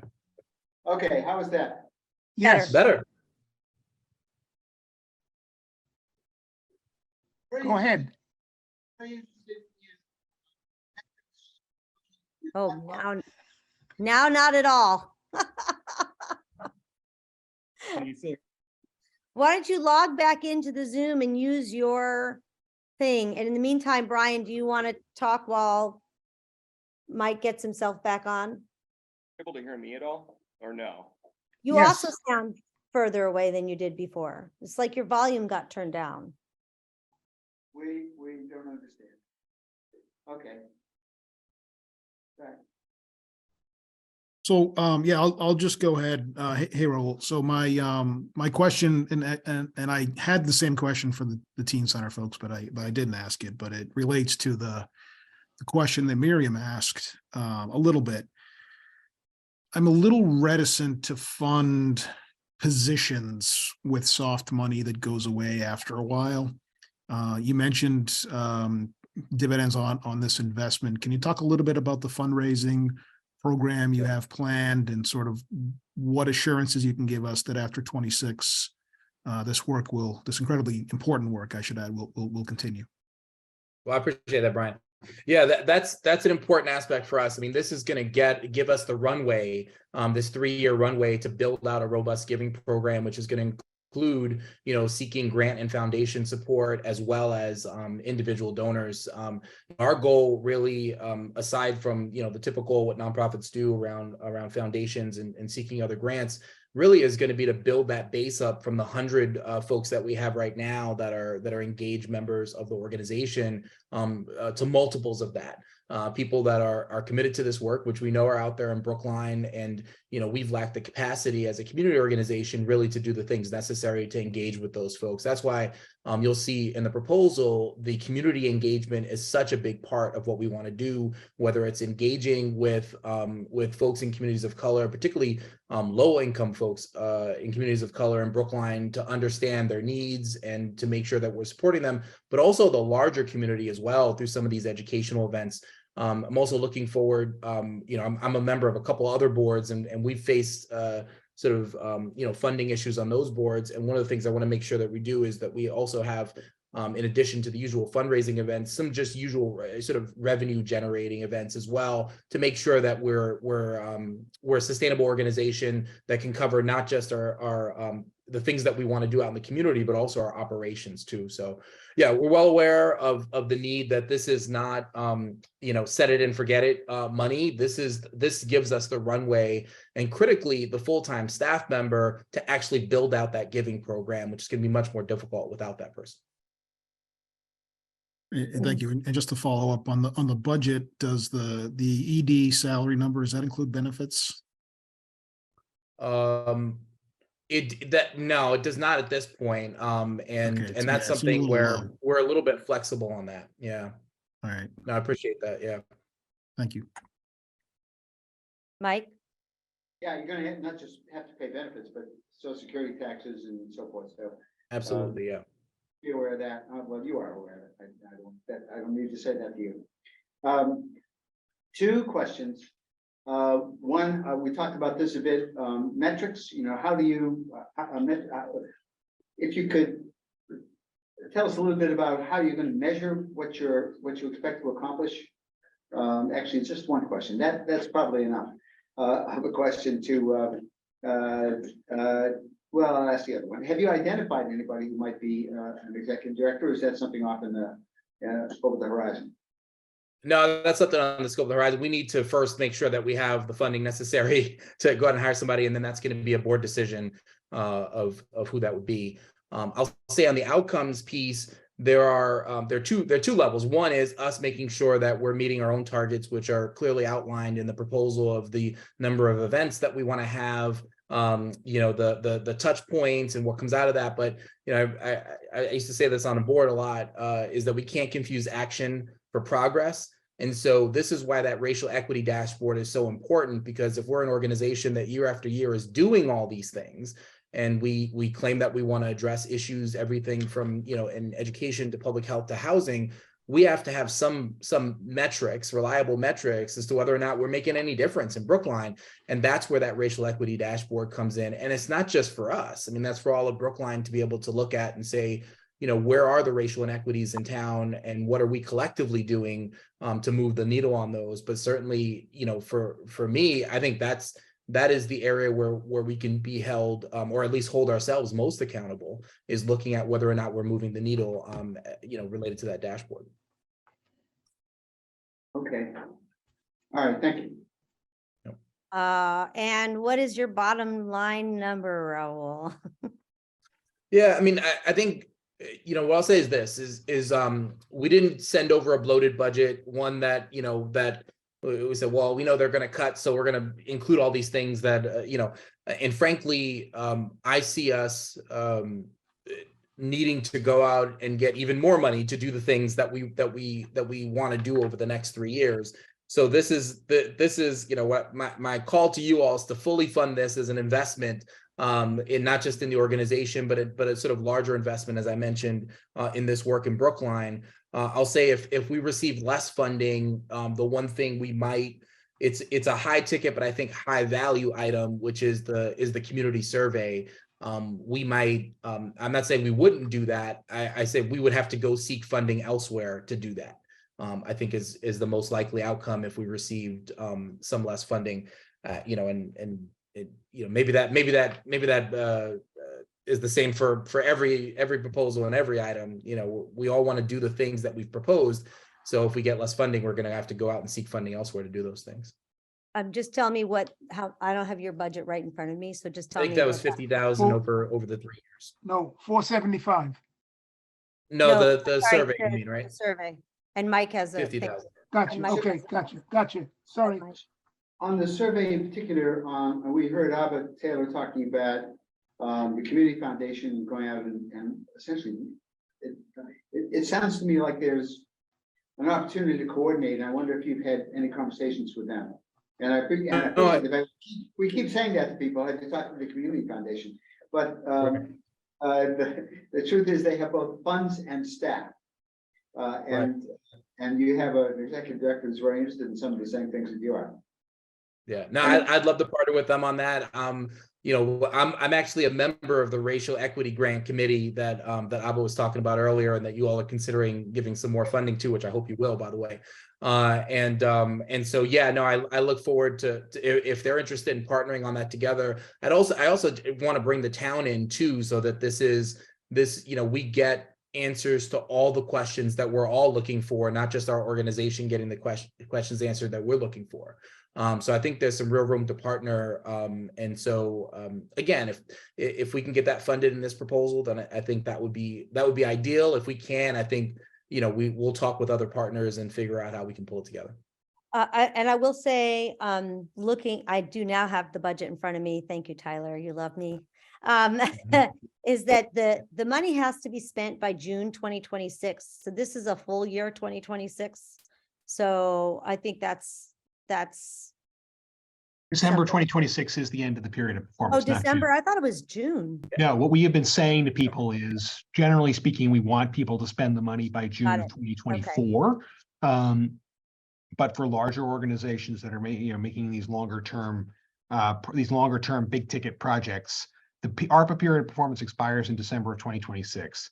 thank you. But what I will say on this is in December 2024 is the deadline to obligate or re-obligate funds. So everyone's going to be checked in on in the spring of 24. And if the money doesn't look like it's going to get spent, we have to reallocate it. So it's a more broad kind of notice to folks that if you're proposing multi-year proposals, just be ready in, March and April of next year, a year from now, to be able to demonstrate that you are spending the money and that you will continue to spend the money, so that we don't have a situation where, in November, all of a sudden you say, well, I can't do this anymore. And we have to scramble to find a way to reallocate funds so that we don't lose it back to the federal government. Yep. Okay. Thank you. Thanks for the clarification. I'll say also, we built out the budget starting in 2024, understanding that there's a delay between the time that projects are approved and all the paperwork that needs to happen, which Tyler knows well, before we actually can put, those monies to work. If the money comes in sooner, we can start sooner, but we did build it out, giving that sort of that space between the decision and when we would start spending anything. Yeah. Thank you. All right, committee. So I feel like, again, the same. I think we have a lot of service provision grants, direct service provision grants, and I appreciate that. I think that's an important use of this funding. But I do think it's important to also have some of this work that is kind of more community building. So I kind of land in the same place as with the others, which is I think we should fund this at the lower amount. But at which my math comes, and again, we can discuss, we'll have to discuss all the numbers at the end, but my math comes to 325,000 minus the 50,000 a year, which I think I agree is also, oh, wait a minute, oh, he's talking about the community service with Matt. I see. So it would actually be 425. Yeah. So, go say that, Mike. Don't charge him twice. No. So we can discuss the actual figure at the end once we get a picture of where we are. We only have one group left But to what's hear. the figure? What's the figure now? 425? Yeah. So, and my guess is if we had to come down a little bit on that still, they could probably still make it work, looking at the Well, budget. but wait a minute. Yeah, Arthur. I realize that this isn't the final, but we didn't really give a figure for the Brookline Food Pantry. No, we're not giving a figure for anybody right now. We're Okay. gonna finish. Okay, the all right, last group, okay, gotcha. Then we're gonna go through and figure out how much Okay. goes to whom. Okay, gotcha. Good. So, I and thought I you- apologize to everybody because we are right at 3:30 and we still have one more group. I hope everyone on the committee can stay. And my apologies to the final group that we are running a little over, but please let's get them up and hear from them. This is the Affordable Housing Program, Bossman Construction Management. So they're here in person. Do you great. want to just do a little mic check back there as well, just to see if it's picking up yet? Mic check, yeah. Can you hear them? Or Yeah. should we, Why don't you move up? yeah, maybe, Come on, yeah, if you don't mind. Join the fight. Yeah, that's. Are you still able to hear me okay? Bring a chair around. Yeah, so you're better. For some reason, the volume is back to normal. Okay. What about now? Can you hear us? Can you hear Yep. us? Yep. Perfect. Great. All right. Can you just introduce yourselves, please? My name is Barry Wright. I'm the head of the Black and Brown Construction Association. ID, Black and Brown. I'm representing Black and Brown because we partnered with Barry and Bossman Construction as well, so. And Barry, what's your role with Bossman Construction? I'm just a part of her team. She's actually got class today. She's holding a class meeting, so I'm just here on her behalf. And what, I'm just asking, what's your position on her team? No, my position, I'm the head of the Black and Brown Contractor Association. So I got her together. I got her and all the contractors together. I brought them all together. I Not see. So we phone. don't have somebody from Bosman Construction here today. Barry is with Bossman. They're all a team capability wise, they form together under Bossman Construction. So the owner of Bossman and Mayuna is giving him power of attorney to represent their group because they all work collectively together. He's a contractor, by the way. Right, I got my own company. Right. That's just not, that's her company. So. All right, thank you. Go ahead. Okay, tell us about the, yeah. go Yeah. ahead. Oh, when we run the affordable housing program, Right. we about Black and Brown, we asked for 1.3 and we said that last week. It's about buying an affordable unit, which we are looking at currently right now. We've been working with Vina Priestley, a town meeting member. She's also a realtor as well, Rise Reality. Yeah. That's great. Rise- Yep. So we've been looking at the market and based on the market value of what we've seen in the properties around that, it made sense that that's like a down payment at the 40% talking with our bankers of what we need to That's get. about right. Yeah, so that sounds about right to get that done. And with that, we could get 3 families into their homes. You know, some of these properties we're looking at 3 bedroom, 4 bedrooms and 4 bedrooms in the multi-unit for the multi-family homes. So for the contractor part of it, it's a plus minus. If we find a better property, obviously the capital expenditure towards down payment reduces immensely. But if we don't, based on the property that we saw a couple of those, about 2, 3. That's why we kept that renovation cost at about $400 or $500 just in case they have to.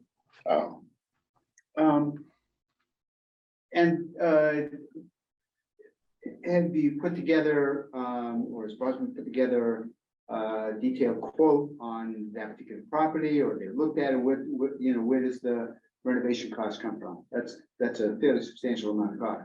The renovation, the first 2 properties we saw, just not pretty much on Beacon Street and Yeah. someone on Boyd Street. That was about 400 and something, because some of the PVC pipelines, the property is so old. So some of the quotes is you have to update them to, was it pipeline PVC or was it PVC? They have rusted pipes, because some of these buildings are like 90-something years old. Sure, and not yeah, I been lived in one updated. like that, Yeah, yeah. exactly. Right. So some of these properties that are on the market currently, a lot of them need to get up to code. Well, like you said, they need to be upgraded. Yeah. They don't use copper, they don't use certain things anymore. I don't use PEX. Right, PVC pipe, right, all plastic, but Yeah. it still needs to be, Right. becoming. Right. We get that quote from Bossman though directly in terms of, because they did their first inspection when we went out there. Okay, so they've looked at it. Yeah, we looked at it, but we can't, obviously, sellers don't wait. No, I know. Tell me about it. Yeah, so. Yeah. We kind of based it around that, but plus or minus, like I said, based on, if you're looking at the market value for affordable units, if we find something better, that just goes towards, more down payment for the capital expenditure. But if we are going for what we have in mind right now, that's what it would take to get it up to code. Okay, and 3 families, and this is rental? Rental on ownership, I mean, obviously it can pay Yeah. down right now, which is a setup in terms of collateral, right? This is a building block that we, as Black and Brown, just. No, I mean, in terms of who's gonna live there, when people live there, are you going to sell these units, or are you going to at a lower price, an affordable price, or are you going to rent them at affordable? How does this work? We're looking at towards rent to own, and if people want low income, most people, right, based on the data, what we've done is most people can't afford at first initially to pay. Right. Yeah, So that's exactly the it problem, wouldn't, yeah. it would make sense to do a rent to own, and obviously you have to stay there for a while, which gives us time in terms of as an organization using that as an asset in building up to the next thing, right? We already said it's about why the town is trying to figure out the affordable housing study. People are short of homes, and some people can't buy homes, predominantly from my community. That's the best way that when we had a conversation was the best way most people from my community could afford that. Like the Section 8 people, right? Getting back to work, they can apply that towards the our unit is affordable, so we can take Section 8, and after a while, if they stay there for 10 years, they can buy. But if they want to pay before that and buy it outright for, which is impossible, because low-income families can't afford it. No, I That's- understand. So that's why. But I have a process question that just occurred to me. And I think Chaz or Tyler, you're gonna need to chime in here. But can they buy a building and then renovate it and then sell it for profit with ARPA funds? I mean, I'm not saying that's what you're planning not on saying doing. Right, I mean, like, can they then rent and make, you know what I mean? Can they turn profit off of ARPA funds? Yes. All right, well, Yes. there you go. That was an easy answer. So Brian, the go ahead. Moving on. I next think question is, Mike has some follow-up questions. Oh, I'm so sorry. Go ahead, Mike. so, so if people are renting in order to buy, I understand that, well, It's flexible, by the way. They can rent, we're looking at the low minimum option that most people rent. But right. if a Black and brown family comes and say, I have this money and I can buy the property based on what is that, they can go for that too. Okay, but if you're renting it, are you renting it as, are you going to become, or are you going to set up a nonprofit entity? How does this work? Because otherwise you have the real estate taxes. Black and brown is a nonprofit, by the way. Yeah, we are nonprofit 501 taxes. And You are? yes, Okay. we are. That's why we are doing this. All right. Yeah. And the property will be in the name Of of? Black and brown. Black It's and written Brown. in the proposal. All right. I'm just a journalist. I'm not like a town council member or anything, but I was just wondering, how much money are you asking for that project? 1.3 Million? Yeah. And Ade, and I'm sorry, Barry. Barry, thank you. I'm gonna ask you the same question that I've asked everybody, so you know it's coming. So at the very end, just let me know what the real bottom line is for what you need to get this project done. And then Brian is next. Michael asked my questions, so. All right, well then take your hand down, Brian. Arthur, do you have questions? No, no questions. All right, oh, well, it looks like you guys are on for what the bottom line is, because we don't have enough money for everybody. So please tell us what would still make this project doable. And I actually love to know if you have other sources that you might be able to tap to help get this done if we can't fully fund it.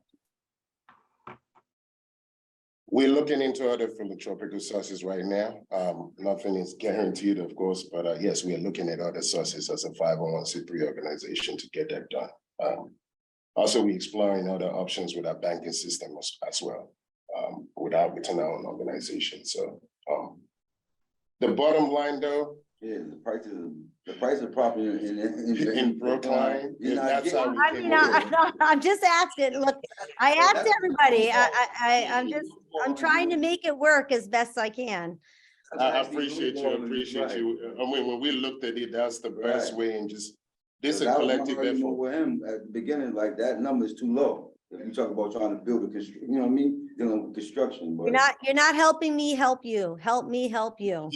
I mean, That's all I'm asking. That's this man, yeah. We'll that's yeah, I'll send you an email, but I think that's based on what the research we've done. And if you look at the market right now, in terms of affordable multi-units, this is not single family homes currently on the market in Brookline. That's right. You're looking at a 3-family that needs some work. Basically. exactly. Yeah.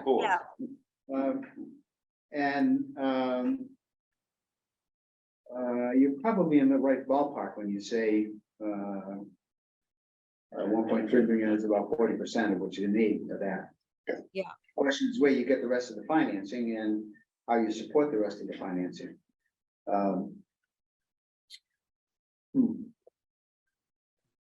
The thing is, Mike, if you're buying a house outright, capital expenditure as a nonprofit, that means you're giving the house away. Yeah. Right, so the 040, that's part of our process to make sure that the families we putting in there can sustain it too.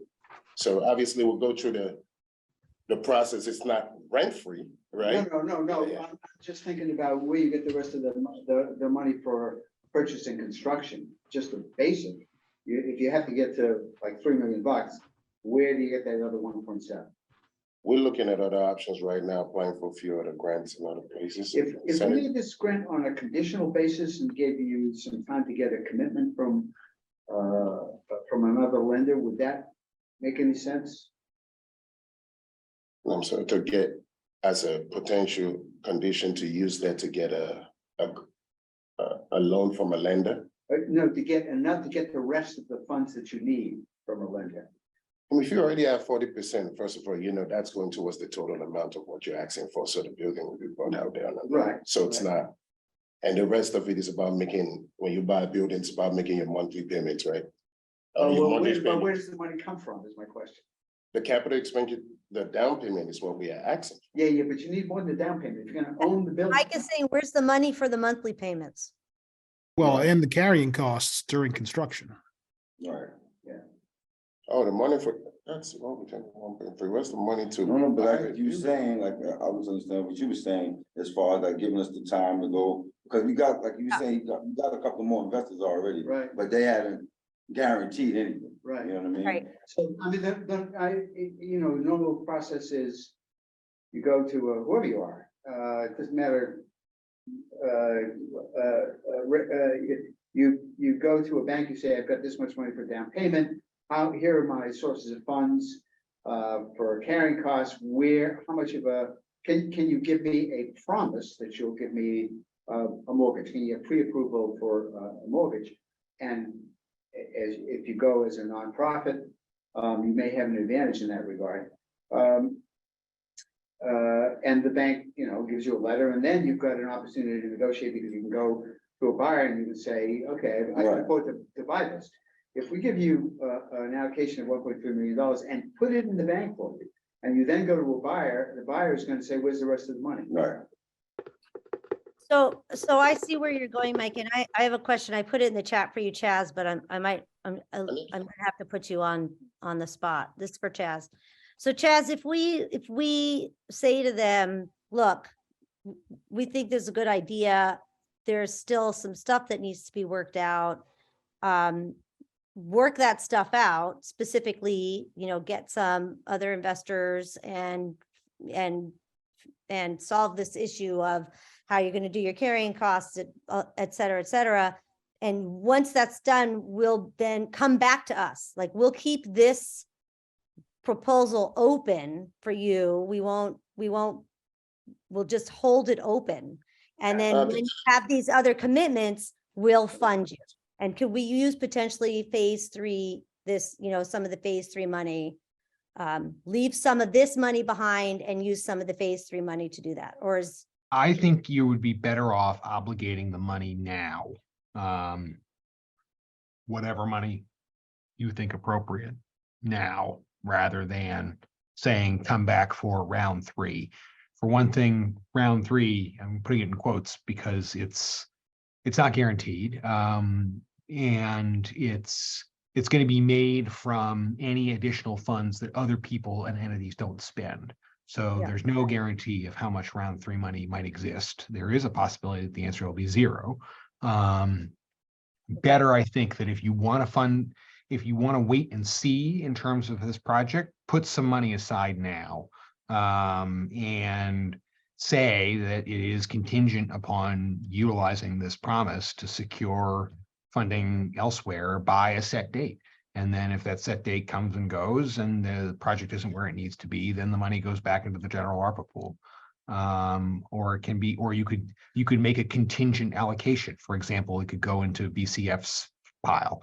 If this amount of money doesn't, if the conditions precedent for this grant aren't met by this date, then this automatically goes to another organization, so that you don't then run the risk of it, winding up somewhere else. Because really what's going to happen is the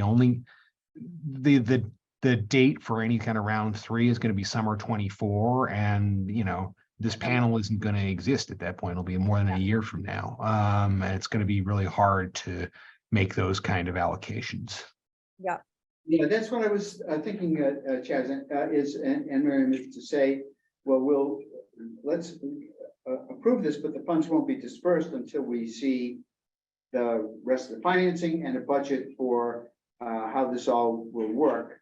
Once the property is rented, the additional, the amount of rent that comes in on the from the family if they have Section 8 voucher, and then the amount of money it takes to run the building. Or the amount of time that it takes to raise the money. Yeah. But can I actually? I'm not so much worried about that. What I'm saying is, I think we want to see the necessary, that the rest of the funds are available, and that once the project goes forward, it's a sustainable one. Mike? Yeah. A quick question. I just want you guys to know, when we were saying 40%, we did ask for a loan with the bankers for the total amount. That's how we had it. And so if you get in the loan for the total building, I know, I'm wondering why you guys are asking in terms of paying for the rest of the money. If Well, so let's say that it's a $3 million. yeah, hypothetically. Okay. So that leaves you $1.3 million, leaves you $1.7 million short. Okay. Okay. Where do you think that money is going to come from? It has to come from the bank. If you're getting a loan from the bank for 3 million in total, the bank is giving you 3 million to buy the property. You only put in 40% down as your Well, then the initial. bank is only going to give you 1.7 million. Why would the bank give you? The bank wants money to be down. They want you to have. They want the buyer to be at risk. They won't give you 100% financing. No, I'm not saying 100%. I'm saying if we put this 1.3, that would be the 40% down. That's right. Correct, Yeah, right? So, but you're having the $3 million credit line, which you can use in purchasing the property. No. You get a $1.7 million credit line, which you use to buy the property. Yeah, you guys get, the total amount is what I'm saying. You get the credit line to buy the property, as at that point, You get the right? rest of the money to buy. To buy the property by having the capital, which is the 1.3 we're asking for as the down payment. Yeah, but you have to have the commitment from the bank for the other 1.7, otherwise it doesn't work. Yeah, but they can't commit to you if you don't put the 1.3, right? Oh, no. What we're saying is you'll be able to go to a bank and you'll be able to say, we have this commitment for $1.3 million. Right. Okay. If you give us. 1.7. No, I understand. No, I understand everything. That's why I'm just. I got you. Can we get a notebook? Because it's hard to, you guys know, but we walk into the bank and say we have a commitment. No, but you're saying that. I understand exactly. Yeah, you'll have the Right, information. you have what you call like a commitment sheet, like, I understand. I think what we're saying is we won't actually disperse the 1.3 until you Right. have the agreement from the bank that they'll give you the 1.7. We're all saying the same thing. All right, we also. Right, that's right. Don't worry about it. And the biggest problem for me, frankly, is the 1.3, only because, Right. we're trying to balance all of the other requests. So that's something I think that's now so I'm going to actually thank you guys and excuse you, but Abe, don't leave, because Mike did want to say a few words about the affordable housing budget that we received that I think is important for you. Do you want to do that, Mike, now, or do you want to? Ade, Yeah, I'll say it now, Ade. It's not important about the childcare budget. Oh. Okay, so the childcare budget has some big problems. And I don't know who did that projection, but they should have gotten some help. For example, the most obvious example is there's a $632,000 line item for rent. That's actually whoever it is who put that budget together took the $25 per square foot for the property. And that's an annual rent, not a monthly rent. So you're asking for 12, or she or he, or whoever it is asking for 12 times as much money as you need. Right. Okay, so that kind of, that's $488,000 more than you've asked for $488,000 too much. The second thing is, and then I'm going to offer you some help, okay? Okay. The second thing, because it's really to offer a critique and without saying, okay, here's how you might want to fix it. That's not fair.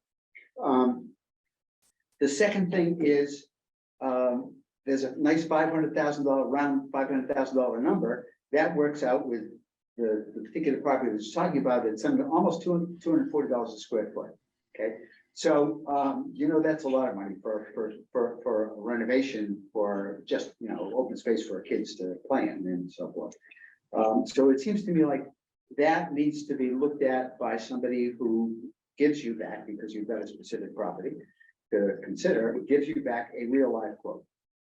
And the third thing is there's a budget for teachers, basically eight teachers at $60,000 in salary each. And then the way that you normally would calculate total labor expenses is to add on the taxes and benefits and so forth. It's done in a separate line item, okay.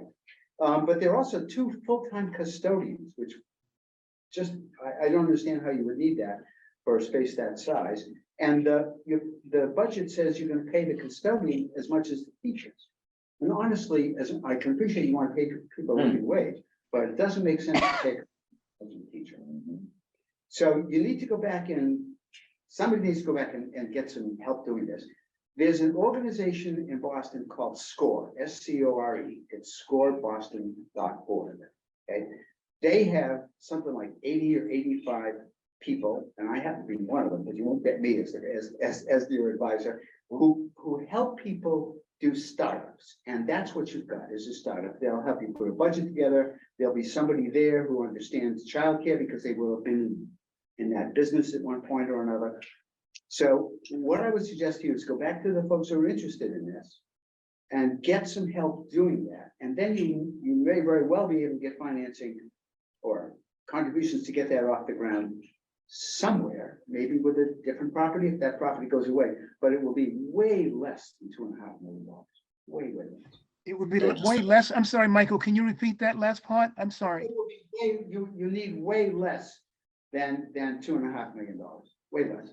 I'm not on top of that. They have the Affordable Childcare Committee for that, those women. Yeah, I appreciate it. I was saying. We're just getting you feedback to give to them, right? Yeah, no, no, I got you. And just to let you know, the lady, Dr. Ann, that's on the committee, she owns 3 daycares herself. She's been doing it for 25 years. Well, Just to let she you know. doesn't I don't know what to tell you, because I offered to even send them a sample budget, because as I said, I was president of the board for the extended day program at Heath for many years. And I had budgets, and they needed more scaffolding to make this budget. Yeah. So you understand what I'm talking about with rent, right? That, I'm gonna go. okay, you know, $25 a square foot is I not. know everything, listen, I know, All right. I understand what they did, you told them what they did. Yeah, They right. did the annual instead of the monthly, That's so, right. right, no, I understand. Okay, good, all right. If I just want to make sure that you get the message that it was just, you know. I looked at that budget and I said, oh. Right, so it's 12 times as much as it would cost normally. Yeah, right. And you know, you're not gonna pay him 70 as much as this teacher. It's just gonna make any sense. So. What's the budget? Same, okay, I'll look at it. I didn't really glance, but I'll Go look and at it. but the suggestion I'm making to you is to get somebody who gets some advice. Right. And get some advice outside. Don't be proud. Get some advice outside. There's good, well, that organization, SCORE, will take good You care. said SCORE? Yeah. Yeah. All right. That's my rant on that one. I hope it's helpful, honestly, because I know the need. I absolutely respect the need. But the budget just, that's not right. All right, Okay. thank you very, very much. And we appreciate your time. We are now going to deliberate as a committee. As you can see, Tyler shared and yeah, I think Tyler, if you want to share your screen, it'll probably be helpful. And lastly, okay, can we go? Yeah. Yeah, By the you're all way, set. Thank you. before I leave, I think Santa sent you guys a Google link because you mentioned something. Yeah, you get to see us teach the kids actually how to fly. I know you think it's complicated, but we actually been doing it. And you get to see the kids in aircraft, Brookline residents. So. We don't think it's complicated. We just don't think that budget, whoever created that budget, we just think that person needs a little bit of support. I don't know how else to say it. All right, so folks, I've been trying to do the math. 3.2 million. I mean, Tyler, can't we get like 3.5 million? 3.5 million would solve all my problems. I mean, could I get 3.5 million too? That would solve a lot of Right, problems for me. check. Yeah. Could we scrape together another 300,000 from somewhere? It would get me to zero. And maybe that's my question to Chaz.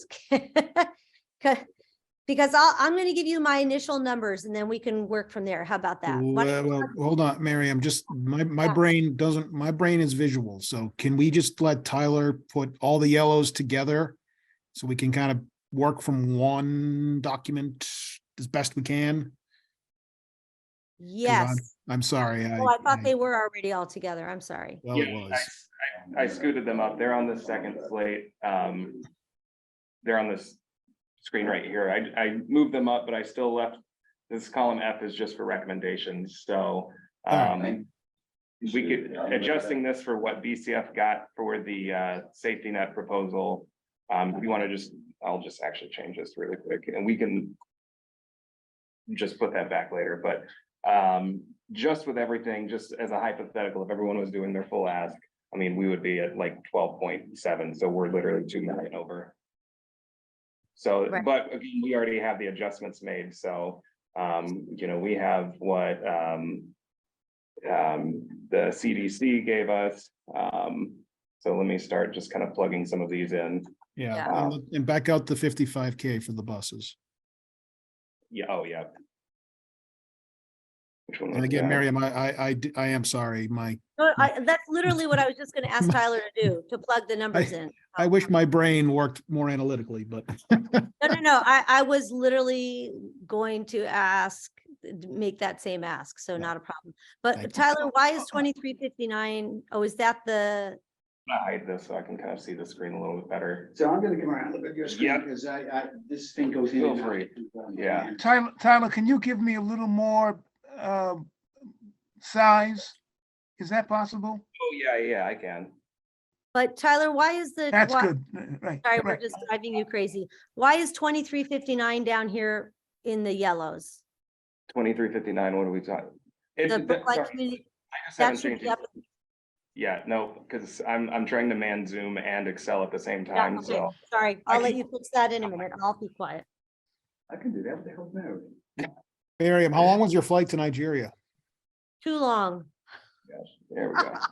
Do you go through Heathrow? How do you go? Actually, I went on the way there, I went through Newark. And on the way home, I went through Atlanta. Wow, cool. Yeah. In Who fact, knew? my boss just asked me how I was feeling much better today. Only Okay. yelled at sister twice. All right, we got the colors fixed at least, so, Thank you. okay.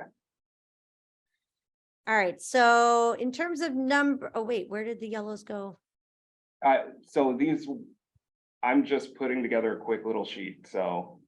Ah, Y'all wanted me to change y'all are asking, so I changed it. And Tyler, sorry, just tighten up the rows, would you? Do you mean to do your taxes for you as well? Yes, yes, I do. I'm so lost now. Oh, I see what you did. I see. You turned them all green. No, Forget it. you're good. I'm sorry. Okay, but when I'm sitting, Tyler, oh, I see, you turned them all green. Okay, all right. I'm here. I'm gonna Thank go ahead and you. just add this. We agreed on the 55 for the schools, so I'm putting that in. Great. Yeah. All right. No, it starts at 31.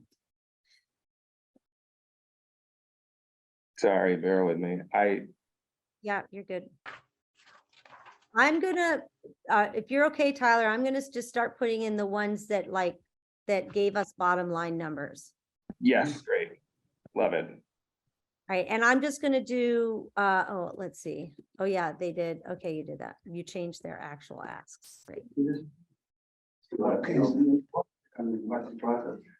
Can we, Oh, yeah, sorry. Usually have the screen up. I'm sorry, how long does deliberation usually take? Oh, right, we're half an hour over, we should be there. Another 20. I'll leave it at 20. Okay, All right. Can we flag the ones that we definitely know? Oh, and which ones are, I mean, so for me, the one that we definitely know and the amount is the Brookline Public Schools. Is there another one? I agree. Well, how about that Gateway Art thing?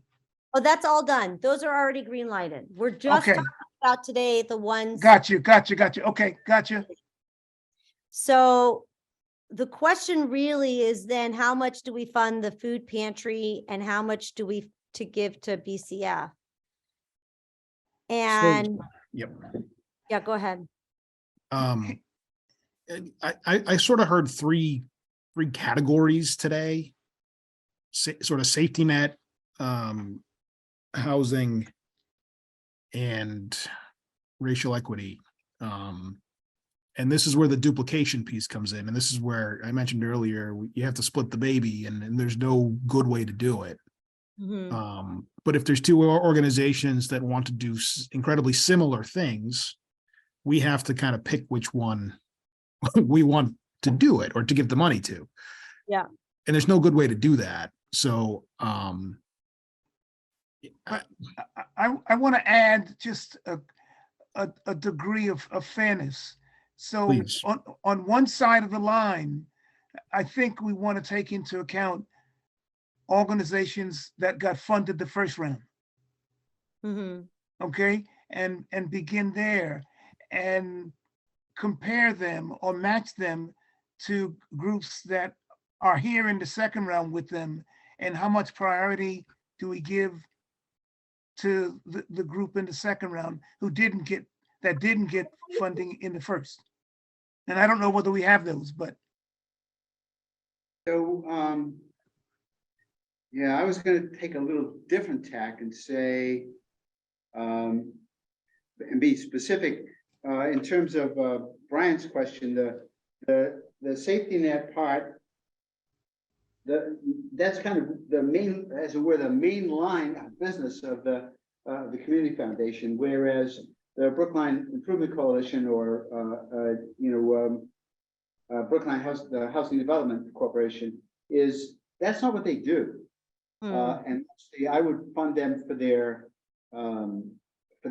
housing piece, but not for the other. Yeah, right. Okay, so I look and see what I did, everybody. So what I've done is the 55 for the buses. I gave the Brookline Food Pantry half of what they asked for, so 200,000. Put a question mark next to that. I just put a question mark next to everything. We're just playing with numbers right now. Okay. I did not fund the safety net program from BIC. I fully funded the housing stuff from BIC. Yeah. I gave the teen center the 500,000. I gave Bridge the 425. Yeah. Although I think we could probably go down to 400 to round out, because what I think I'd like to do is give BCF the 500 clean. But and then the 1.3 for Bossman, unless you think there's, and I'm going to defer to you, Mike and Brian, this is not my area to know if there might be a little less that we can give for the Bossman Construction Management. I do really have to say I love that it's a woman-owned construction company. And then and so that's I think a good place for us to start. We could play around a little bit. What do people think about that? That gets us exactly what we have to give away, right? Right. Okay, the one thing I just want to make sure that with Bosman, we're all in agreement, this is a contingent allocation. That's right. Yes, That's right. exactly. We would absolutely have to make it a contingent allocation. Agreed. Right, but how long are we gonna wait? Okay. What's I that? would say, yeah, that was Tom's question as well. Yeah. I would say 6 months. That gives them time to identify a property, go talk to a bank, get their act together, get quotes. Agree. So just so I'm clear here, Miriam, your number is 4.25 million? My, I didn't actually, I just literally filled it in the spreadsheet so that we got 10.7 at the bottom.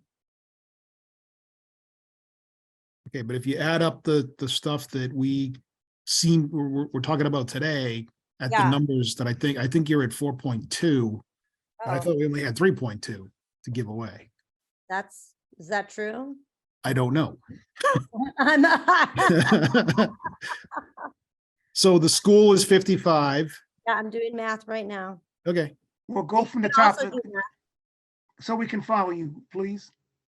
I'm doing it on my calculator, Okay. old fashioned. But you can Well- still start from the top of the pile, you know, the top of the list. Take us I'm- along with you. In last week's, everything that's in green from last week, subtracting that from the 10.7. So that's what gave us this 3.2. Is everyone following that? that's So what's we- available, right? This is what's available from last week. So we're trying to figure out how to divvy up this 3.2 for everyone who from last week was in yellow. Yes. How we split that up. No, I got 2.89. Okay. So can you just go, so you get the school at 55, Yeah, you get the food pantry at 200K. yeah. Hang on, because now I'm 55 plus. Right? Am I with you here? Yeah. But that's not cut in stone, okay? No, I'm no, sorry. none of it's cut in stone. We're just, Okay. No, I'm- this is just hypothetical. The next one, yep, 0, then, 300. Yeah. Then 500, okay, I see what, okay. then 425.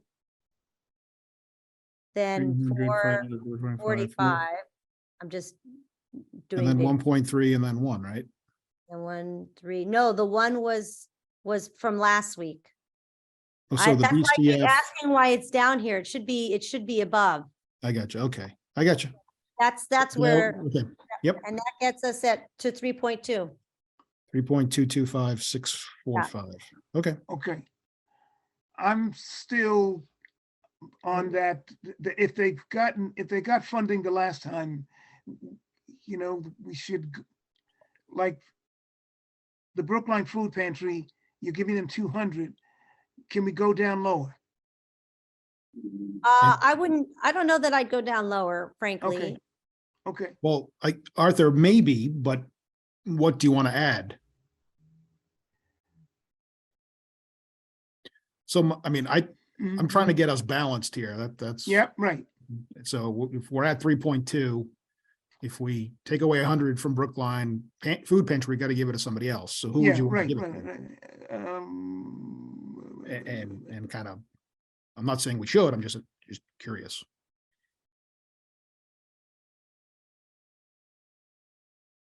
And the Equity Coalition got 500? The equity, Bridge, they got 425. I think we could go down a little bit to 4. Looking at their budget, they could probably, that seems to me they could still make that work. I thought that's where we were. I thought you had said it was 425. Yeah, It is. 425.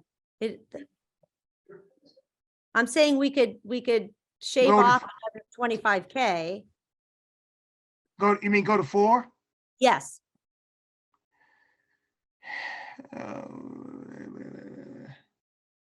So you put Bridge at 4. Well, that gets us closer to what I think we have, which is, it's 3.2 on the nose. okay. I'm gonna ask folks to please stop using the Q&A. We're deliberating at this point. I appreciate your input, but at this point, the committee is just deliberating. Thank you. What did you say, Brian? I'm sorry. I said, if you drop Bridge to 400 even. Yeah, I would um, put that 25K to the BCF. Yeah, right. Again, I come back to what is our target? Is it 3.2 on the nose? Yeah, Okay, so then we gotta lose some, we're 25K over. We're 225K over. sorry to be pedantic, but if we're trying to hit a number, we gotta hit a number. We are? I You're thought at- we were at 3.2. you're at 3,225,645. Oh, Because bridge is a weird number that doesn't end in zeros. oh, yeah, I did that to make it work. Got it. Okay, But gotcha. let's. Where does that put us?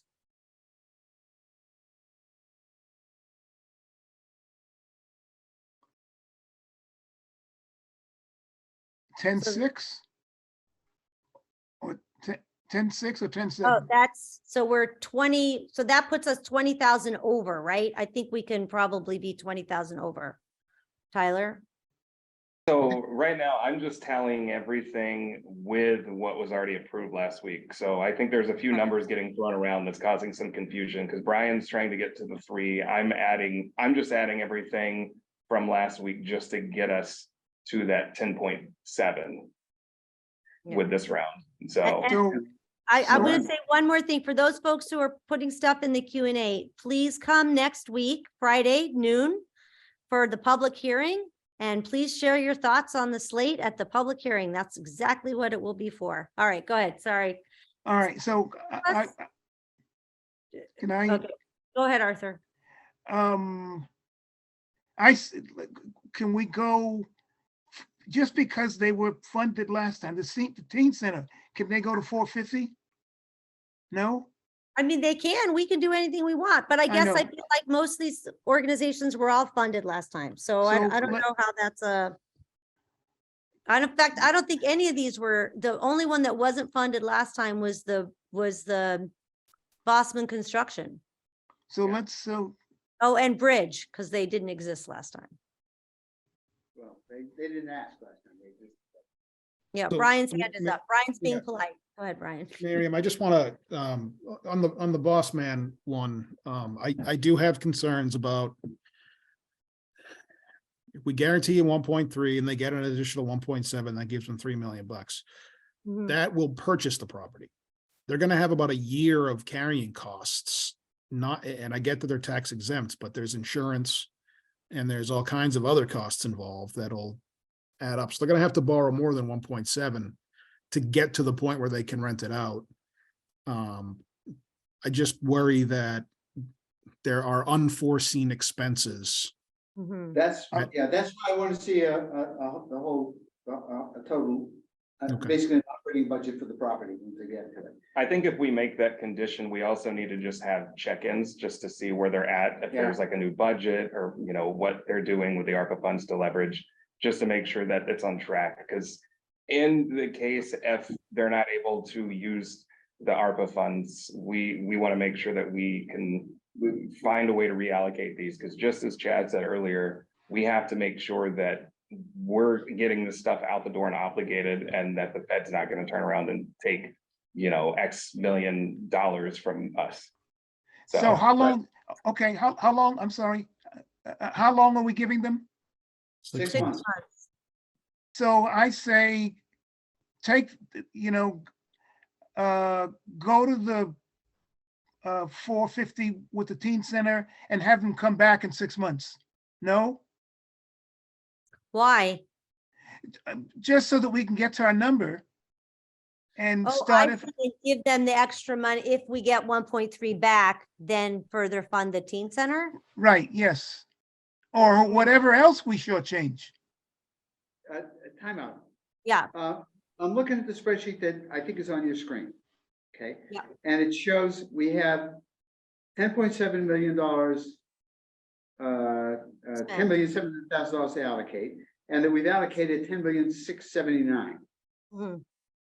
So I'm confused as to why we think we are Yeah. $25,000 in the wrong way.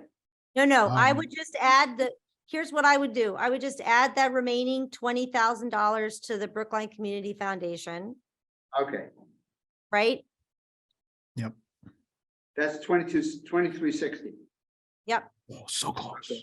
And there we Well- are. So we're now, we're We had now, We'll do whatever's left to the Brookline, like add the 644.69.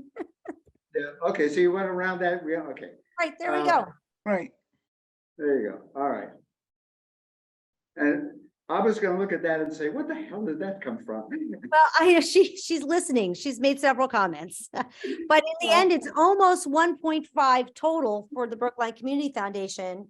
And the largest amount that we are giving to any one organization this round. So she's doing her job and she's advocating for her organization.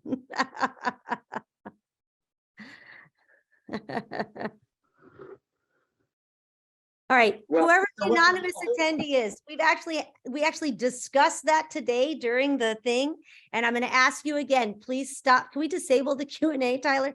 Please stop Aye, using aye. the Q&A. I find it very distracting and the time for comments will be Friday. Please come join us Friday at noon. Miriam, I'm gonna turn into a pumpkin in 5 minutes. Yes, okay, listen, thank you. And I gotta go pick up the boy child from track practice. I think, I just need a yes from everybody that this is what we are going to go forward. This is a draft slate. We will share it with the select board. This is the working slate for public hearing next week. And then after the public hearing, we will have a chance to make any revisions that we want to based on what we hear both from the select board and the public. And then this will go to the select board for vote. Is everybody okay with this? Yeah. But you're gonna send it, you're gonna send this to us in 5 minutes. Arthur, right now. Okay, You have the link. If you have the link that I posted in the chat, then you already have it. okay. Yeah. This was No, great. I don't have it in. I'll You're email it. but you're gonna email, yes, okay, good. All righty. I need a yes from everybody. Yes. Arthur, yes, Brian, Yes. Mike, Yes. and I vote yes. Thank you all. You're Move to amazing. adjourn. And please send me your sweatshirt sizes, or I'm gonna task Tyler for getting everybody's sweatshirt sizes. I Medium did. plus.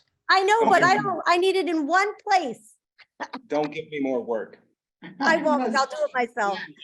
Yeah. Thank you, everybody. Okay, thank you. Bye-bye.